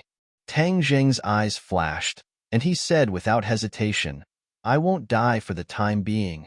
The pure yang energy in his body had not been calmed down for the time being, but he knew that the pure yang energy had indeed increased. Even with the purine energy neutralizing it, the pure yang energy in his body had increased, and once it erupted again, he could not predict what would happen. However, now was not the time to think so much. He had to think of a way to save people and stop the Yellow Emperor's former subordinates. We don't have enough manpower. If we reveal this news to Chiyu, he will definitely be very interested. Empyrean Fairy had an idea and said thoughtfully. The others' eyes lit up, especially Tian Chanzi, who immediately agreed. That's a good idea. When the sandpiper and the clam fight, the fisherman will benefit. Tang Zheng was not a person who was bound by formalities. Now that the situation on his side was not optimistic, it was a good idea to use Chiyu with a small plan. All right, let's reveal the news to him. Tang Zheng agreed. Although Chiyu's whereabouts were mysterious, Tang Zheng believed that Chiyu would definitely leave an informant and keep an eye on him. Therefore, it was not difficult to reveal this information to Chiyu. Yi Dingdang became like this in order to save Tang Zheng. The old man's heart was heavy. She was a big girl, but in the end she became like this. It was easy to imagine the burden on the old man's shoulders. I know, grandfather. Tang Zheng nodded his head with a heavy face. He immediately gave Yi Tianlei and Feng Xinyang a call. After saying a few simple words, he hung up the phone. Everyone in the room had worried expressions. Feng Shishir accompanied Yi Dingdang by her side, secretly crying. She was a strong girl, but seeing her best friend like this made her heart feel like it was being stabbed by a knife. It was more painful than what happened to her. A moment later, Yi Tianlei and Feng Xinyang rushed in. Feng Xinyang shouted, what happened to Dingdang? When she saw Yi Dingdang lying on the sofa, motionless, with a weak breath, Feng Xinyang's face changed. She rushed over like the wind and grabbed Yi Dingdang's hand. She asked with concern, Dingdang, what happened to you? Yi Dingdang blinked her eyes and tried to squeeze out a smile, but there was no reaction. Feng Xinyang and Yi Tianlei looked at each other, their hearts thumping as they revealed an aghast expression. As parents, they were most afraid of seeing this scene. The two realized that the situation this time was not normal and that something serious had happened to their daughter. Yi Tianlei, as a man, was relatively steady. He looked at his daughter, and his gaze fell on Tang Zheng. Seeing his dignified expression and unconcealable grief, Yi Tianlei's heart immediately sank into the abyss. He took a deep breath and suppressed the emotions in his heart with difficulty. He asked, Tang Zheng, what exactly happened to Dingdang? Tang Zheng did not have time to reply before the old man took the initiative and said with incomparable shame, Tianlei, I want to solemnly apologize to you. Our family did not protect your precious daughter. She became like this because of little Zhang. We will definitely not shirk the responsibility. Little Zhang will definitely take responsibility to the end. A simple old man did not have many comforting words, and this was the most sincere expression. When Yi Tianlei heard these words, it was as if he was struck by lightning. He understood the seriousness of the situation and his body swayed. In the end, He forced himself not to fall down and said with a trembling voice, "Old man, let's not talk about this first. Let's first figure out what happened."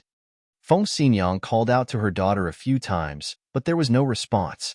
She also raised her head and stared at Tang Zheng, wanting to understand the truth. Tang Zheng explained the whole story in detail and finally said with extreme grief, "Uncle Yi, Aunt Feng, Ding Ding became like this because she wanted to save me.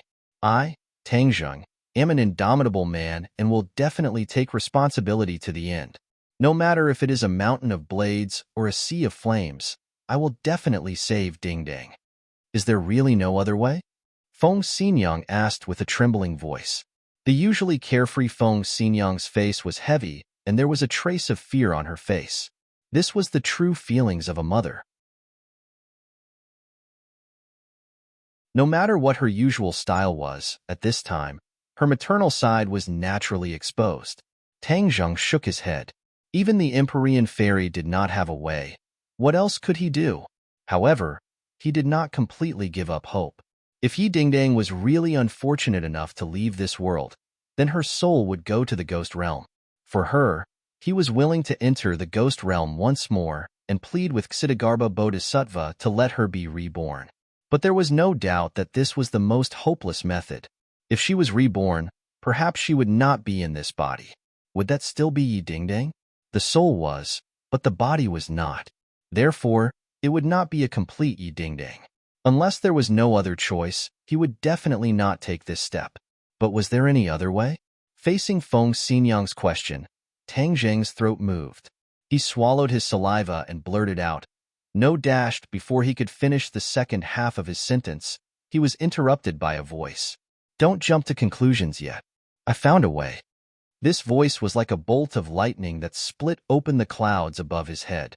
His heart tightened and his eyes lit up. He asked with anticipation, "Inner demons, you have a way?" Previously, the inner demons had been silent and the Empyrean fairy had vowed that there was no other way. Tang Zheng had almost forgotten about the inner demons.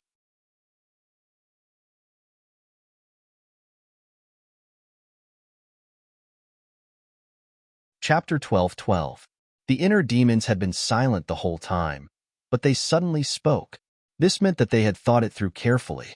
Tang Zheng naturally thought of this point, and his mood became excited. The inner demon's proud voice sounded again. "Who am I?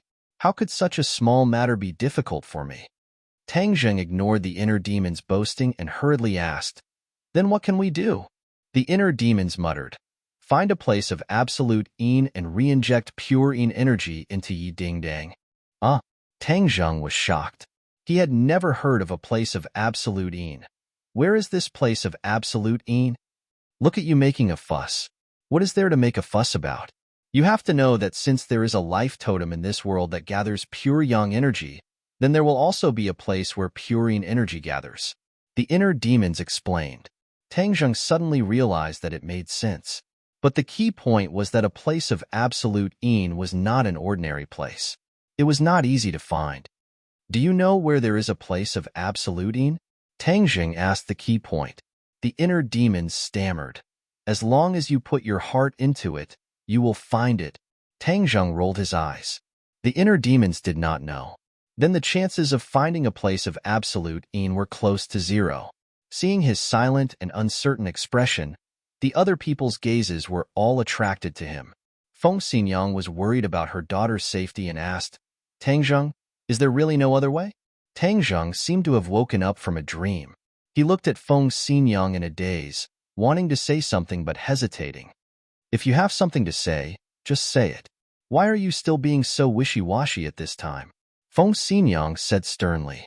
The old man also earnestly advised, "Little Zheng, if you have any ideas or difficulties, just say it. Everyone can pool their wisdom and work together." Tang Zheng pondered for a moment and said, "There is a way, and that is to find a place of extreme Yin energy. From there, we can inject pure Yin energy into Ding Dong's body and let her fully recover." "Yin field?" Tian Chanzi immediately raised his eyebrows and exclaimed, "The land of extreme Yin is the most dangerous place in the world, and very few people know about it. In any case, as far as I know, no one in my generation knew about the Yin terminating land." It was said that the Een field was very beneficial to many people who practiced the Een soft cultivation method. It could greatly increase one's power in a short period of time. Of course, there were many dangers in it as well, and the slightest carelessness would cause one to be consigned to eternal damnation. Therefore, the land of extreme Een is a place that people both love and hate. Hearing Tian Chanzi's introduction, everyone's interest was piqued, especially Feng Xinyang and Yi Tianlei, who said at the same time, "No matter how dangerous the land of extreme Een is, as long as there is a chance for ding-dang, then we will not hesitate even if we have to die 10,000 times. We will definitely not give up." As parents, how could they watch as their daughter's life was hanging by a thread and remain indifferent? Even if there were thousands of difficulties and tens of thousands of dangers, they would still step forward without hesitation. Empyrean Fairy did not say a word, but her expression subtly changed. The others did not notice her change as their attention was firmly attracted by Tang Zheng. Yi Dingdang heard that it was so dangerous and blinked with all her might, as if she wanted to dissuade her parents from taking the risk, but to no avail. On the contrary, Feng Shishir said with a resolute expression, "For Dingdang, I will also go to the land of extreme Een. I must find a way to save Dingdang." Yi Dingdang heard this, and the corners of her eyes flashed with tears. She tried to use her eyes to stop Feng Shishir, but there was no way. "Shishir, if there is a next life, I will definitely be your sister again," Yi Dingdang silently thought in her heart. These days, she and Feng Shishir were together and understood each other more and more. In the past, although they were classmates, they were like people from two different worlds and did not understand each other that much. Now that they were living under the same roof, getting along day and night, and had a tacit understanding to form a united front, their friendship grew day by day and they had developed into sisters. Seeing everyone's solemn vow, Tang Zheng said solemnly, "Everyone's morale is commendable, but the key is that no one knows where the land of pure Een is. We do not have any clue or direction. We are like headless flies, aimlessly moving around. Although the land of extreme Een is mysterious, there will definitely be some records of it in the long river of history. Let's go through the ancient records, and maybe we will find something." Feng Shishir was smart and quick-witted, immediately thinking of a way. Tang Zheng's eyes lit up. There were many amazing people in the archaeology department who had read all kinds of historical materials. Maybe they would find something. This made him overjoyed as he hurriedly said, "Everyone, don't worry. I will go back to the school to organize people and investigate where the land of extreme Een is." However, this was a long-term and huge project. It was almost impossible to restore Yi Dingdang in a short period of time. This was a desperate situation, trying to treat a dead horse as a living horse. Wait. Suddenly, a pleasant voice exploded, but it was like rolling thunder that swept over. Empyrean Fairy stood up. Her expression was strange as she looked at Tang Zheng strangely. Tang Zheng's head moved as he asked, "Do you have any ideas?" Empyrean Fairy was not in a hurry to answer, but asked back, "Are you sure that the land of pure Een has a way to save Dingdang?" Hearing her question, Tang Zheng said solemnly, "I'm sure." The inner demons would not speak nonsense. They definitely had 100% certainty. Empyrean Fairy looked deeply at Tang Zheng, but did not ask where his information and confidence came from because she believed in Tang Zheng. She only said meaningfully, "I also don't know of this method, but since you're so confident, you must have a plan. In this world, there are very few places with no Een. Moreover, many of them contain extremely strong Een energy. Once it is injected into the human body, it can make the person lose their mind and finally turn them into a killing machine. Only a pure place with no Een can save Dingdang and eliminate those side effects." Empyrean Fairy said with certainty, which made everyone gasp in admiration. "Fortunately, I know a pure place with no Een that can meet your requirements." The Empyrean Fairy paused for a moment and said proudly. Seeing that everyone was looking at her expectantly, she took a deep breath and finally revealed the answer to the riddle. "Elysium. This is a place with no Een. The main reason why I was able to survive the 9 Een divine bodies tribulation and survive until now is mainly because of Elysium." When the others heard this answer, they were stunned. Tian Chanzi was also stunned. He knew a thing or two about Elysium's illustrious reputation, but it was too mysterious and had long disappeared, so he did not think much about it. Tangjing also exclaimed and shouted in shock, "Elysium? Why did you think of Elysium?"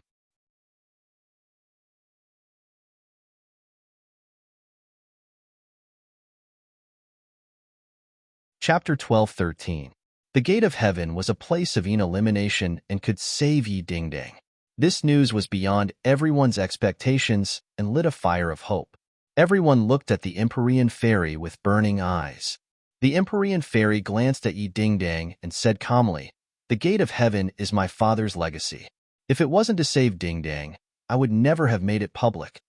The others also understood this logic and were secretly convinced by the ninth heaven mystical maiden's deep sense of righteousness and generosity. This was especially true for Yi Tianlei and his wife. They took a few steps forward and directly arrived in front of the ninth heaven mystical maiden. Their words were sincere and incomparably moved as they said, "Fu Yao, thank you. As long as we can save Dingdang, we will work like cows and horses to repay your great kindness." The Empyrean fairy looked at the two calmly and pointed at Tangjung. "You don't have to thank me. Although I know that the Gate of Heaven is a place of elimination, I don't know how to save her. You should thank Tangjung."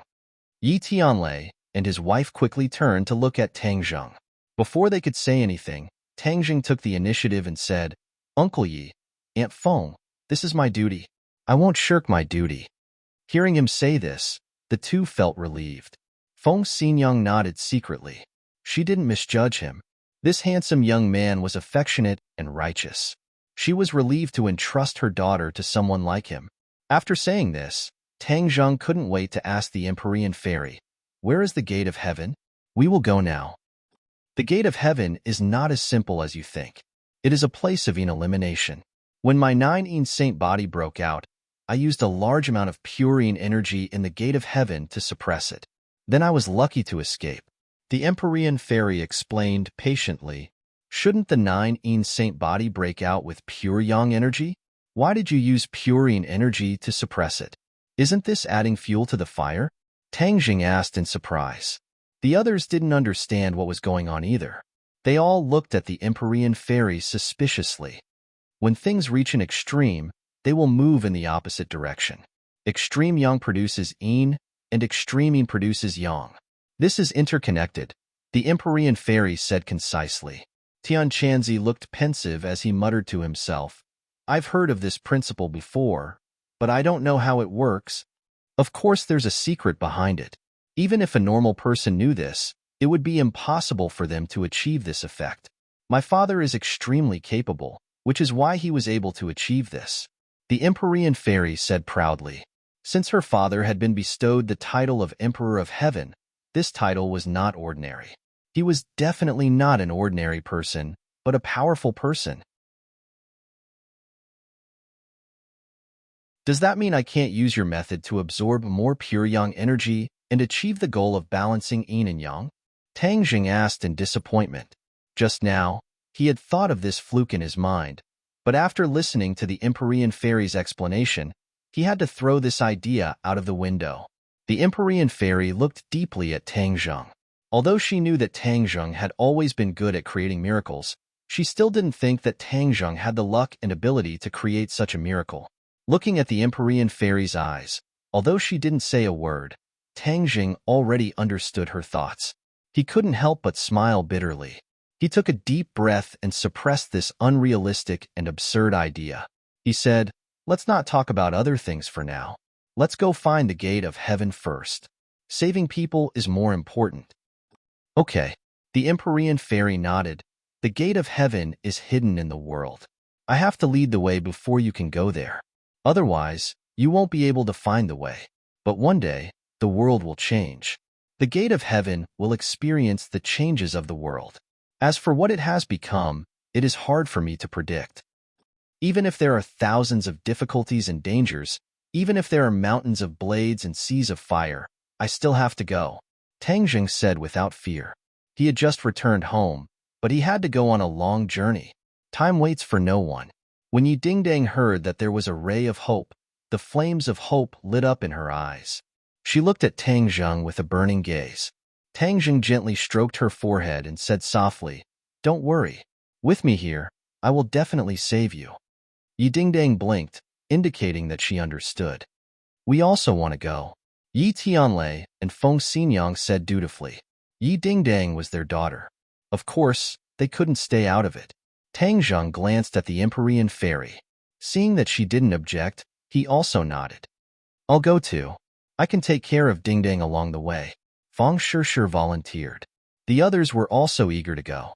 Tang Zheng was afraid that everyone would rush to go first.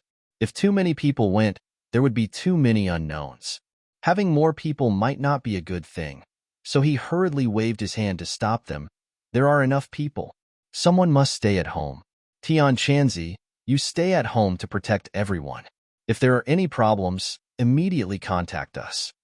Tian Chanzi also wanted to see the famous Gate of Heaven, but he also understood that Tang Zheng's arrangement was very reasonable. It was impossible for there not to be a master at home. Now that they were surrounded by strong enemies, they couldn't let their guard down. Tian Chanzi nodded embarrassedly. He could only accept this arrangement helplessly. Seeing this, the others no longer volunteered. They all comforted them with kind words. "This time we are going to see. We won't reach it in 3 or 5 days, so everyone needs to be mentally prepared." The Empyrean fairy suddenly reminded them. "See? Yes, the Gate of Heaven is at the end of the world, where heaven and earth meet." Everyone looked at each other. The ancients would have such a mysterious description, but for the modern people, there was no such thing as the end of the world, where heaven and earth meet, or it could be said that there was a visual error. The Empyrean fairy was influenced by modern knowledge. Obviously, she also understood that this sentence couldn't stand up to scrutiny. She added, "In short, it's very far. In ancient times, it would take several months to reach it." Tang Jing nodded secretly. The ancient people's technology was behind. For the modern people, a few months of sailing could be reached in 10 days. Now, time was tight. 10 days wasn't a short period of time. After they finalized the itinerary, Tang Jing immediately contacted the Yin family. They needed a large ship to cross the ocean. The Yin family owned a shipping company, so they were naturally the best choice. After the Yin family heard about it, they naturally didn't refuse. A moment later, the Yin family's car stopped outside the villa. Yin Lu Yun and Yin Qingyi got out of the car and walked straight in. After seeing the two of them, Tang Zheng was shocked. He said, "Why are you here?" The old man heard your anxious tone. "Something big must have happened, so he sent me to mediate. It'll be more convenient." Yin Lu Yun explained. Tang Zheng nodded. This time, they needed to borrow the Yin family's power. If the young master of the Yin family accompanied them, it would be much more convenient. His gaze then fell on Yin Qingyi. He couldn't see through this person who could see the future. Yin Qingyi saw through Tang Zheng's doubts and said, "I saw the door slowly opening in front of you. It was as if there was a voice from the unseen world guiding me, telling me to travel with you this time." Hearing how mysterious her words were, everyone was astonished. However, after seeing Yin Qingyi's prophecy, they didn't dare to underestimate her. "Door? What kind of door?" The Empyrean fairy frowned and asked. Yin Qingyi glanced at the Empyrean fairy and took out a scroll. There was a huge bronze door drawn on it. It was as if it was supporting the heavens and the earth. It was extremely huge. An invisible pressure made people feel very small. There were also complicated patterns carved on it that flickered with a mysterious light. The Empyrean fairy's gaze was firmly attracted by this painting. She suddenly raised her head and stared at Yin Qingyi with burning eyes and asked, "How do you know about this door?" "This is the image I saw. You are standing in front of this door, as if you want to open it." Yin Qingyi said calmly, "You actually saw the Gate of Heaven." The Empyrean fairy couldn't hide her shock and muttered to herself, "So this is called the Gate of Heaven? What a special name." However, looking at its tall and mighty appearance, it really does look like a door to heaven. Yin Qingyi nodded and analyzed thoughtfully.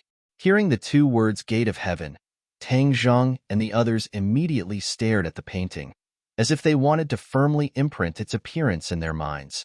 This was especially true for Tian Chanzi. He couldn't go to the gate of heaven this time, so he especially wanted to see what it looked like. You said that there was a voice that seemed to be calling you. What was that voice? The Empyrean fairy frowned and asked in a deep voice. This was related to the gate of heaven. This was a relic left by her father, the Emperor of Heaven. Naturally, she would be extremely careful. Yin Qingyi shook her head in disappointment. That voice was too mysterious. I can't explain it clearly. It seemed to jump out from the depths of my mind, but also seemed to be transmitted to my ears from a very far place. Everyone looked at each other. It seemed that Yin Qingyi couldn't explain it clearly. Okay, then you can come with us. The Empyrean fairy thought for a while and agreed. Tangjing naturally didn't have any objections. Yin Luyun saw Yi Dingdang lying unconscious on the sofa. He wanted to ask what had happened and what the purpose of this trip was, but Tang Zheng had already said, "Time is of the essence. Let's talk while we walk." When everyone arrived at the port, Yin Luyun and Yin Qingyi already knew the ins and outs of the matter. When they heard that they were going to the gate of heaven, and that the gate of heaven was very mysterious, Yin Luyun looked very excited, and his face turned red. Yin Luyun was the young master of a big family.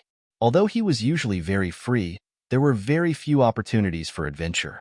This time, he could actually go out to sea to explore the unknown and mysterious gate of heaven. How could he not be excited? The Empyrean fairy chose a direction, and the big ship set off towards the destination. In the cabin, Tang Zheng was guarding Yi Dingdang closely.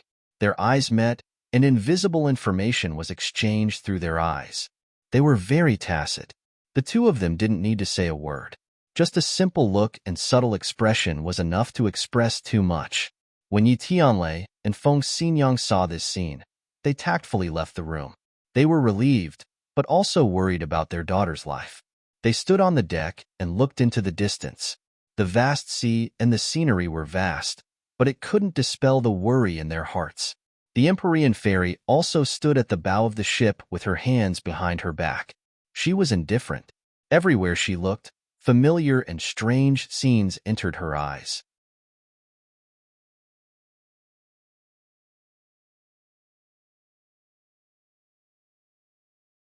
Chapter 12:14.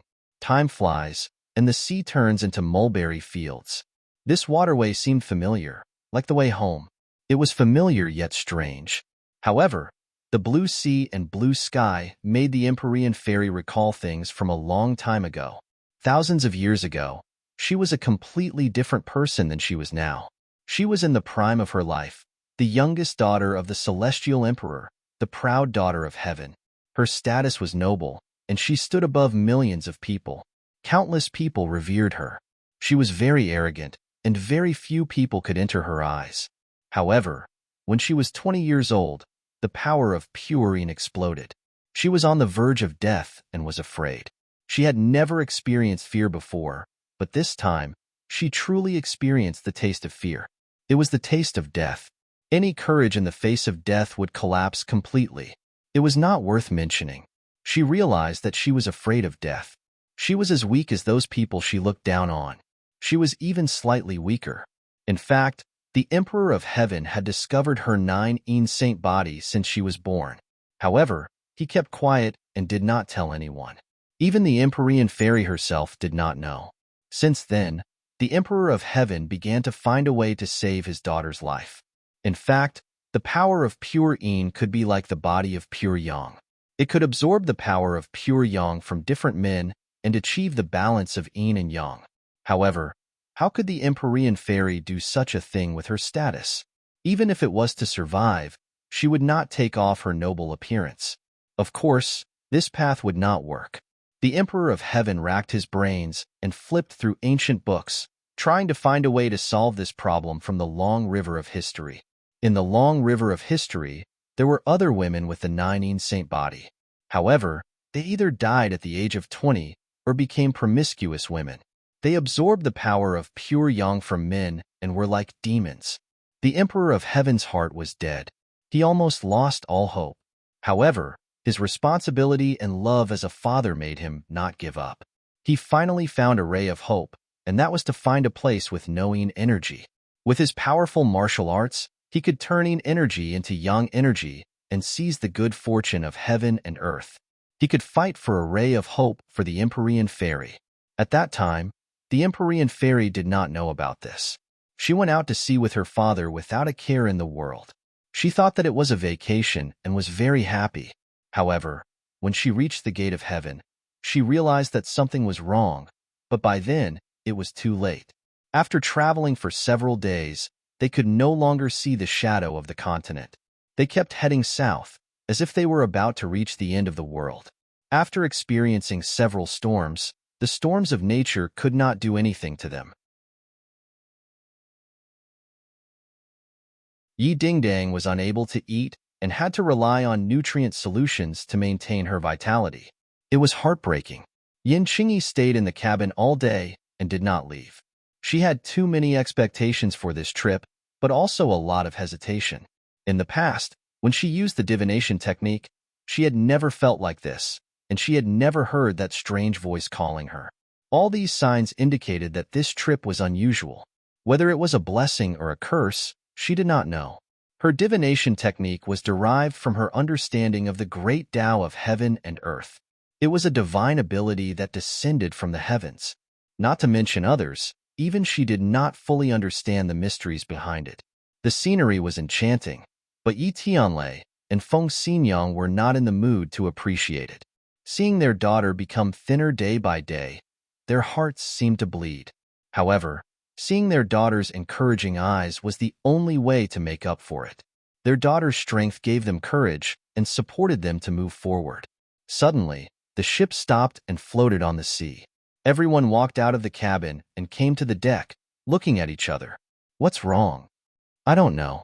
Could it be that the ship broke down? In the cabin, Tang Zheng stared straight at the Empyrean fairy. She frowned deeply and looked at the endless sea through the glass, not saying a word. The others also came to the cabin and started asking questions. We lost our way? Tang Zheng explained. With such advanced technology, how could we lose our way? The others found it hard to believe. Only she knows the specific direction of the divine gate. But after all, it's been thousands of years. The sea now is quite different from 1,000 years ago. So we lost our way. Tang Zheng was helpless. He also did not expect to encounter such a problem. The Empyrean fairy had always been very confident. There was no need to doubt her strength. Who would have thought that she would actually lose her way? Everyone looked at the Empyrean fairy. Seeing that she was silent, they did not dare to ask and could only look into the distance helplessly. It was indeed difficult to determine the direction in the vast sea with no reference point and thousands of years apart. The Empyrean fairy was silent for a moment. Then, she turned around and stared at everyone. I also don't know the direction. She had always been proud, but she could not even find the direction. She was truly ashamed. Tang Zheng's face darkened. The thing he was most worried about had happened. Now, they were like a blind person. There were so many directions, but where should they go? But he did not complain. He suppressed the chaotic thoughts in his heart and said encouragingly, "You're the only one who has been to the divine gate. Choose a direction based on your feelings." The others could not hide their disappointment and looked at her in unison. The Empyrean fairy did not argue. She directly closed her eyes and activated her mysterious technique, as if she wanted to feel that familiar aura. After a long time, she suddenly opened her eyes and pointed in a direction. Then let's go this way. This was the direction she pointed out based on her intuition. Whether it was correct or not, she did not know. She could only wait and see if the goddess of luck would descend upon them. That direction. Tang Zheng was treating a dead horse as a living horse, so he immediately agreed with Nine Heaven's profound maiden's words. The ship set sail again. With a whistle, it sailed into the distance. A few days later, a gust of wind blew over from somewhere. Yin Luyun, who was standing at the bow of the boat, subconsciously hugged his arms tightly. This journey had allowed the young master of the Yin family to experience a lot of elegance. He was extremely excited. He wished he could grow wings and fly to the divine gate as soon as possible. Why does the weather change so quickly? It was unbearably hot just a moment ago. Why does it feel like we're in a world of ice and snow now? It's so cold. Yin Luyun muttered. Aya, it's so cold. Fang Shishir just happened to walk onto the deck. She could not help but tighten her clothes. These two were not ordinary people. Usually, it was difficult for them to feel cold or hot. But today's weather caused their reactions to be so strong. It was really strange. The two looked at each other and immediately realized that something was wrong. The sky is still sunny. Why is it so cold? Yin Luyun asked curiously. Fang Shishir also nodded. She leaned on the side of the ship and stretched her head out to look. She found that the sea was still blue and there was nothing strange. Woo! A long cry came from the distance. The two of them stood up in shock.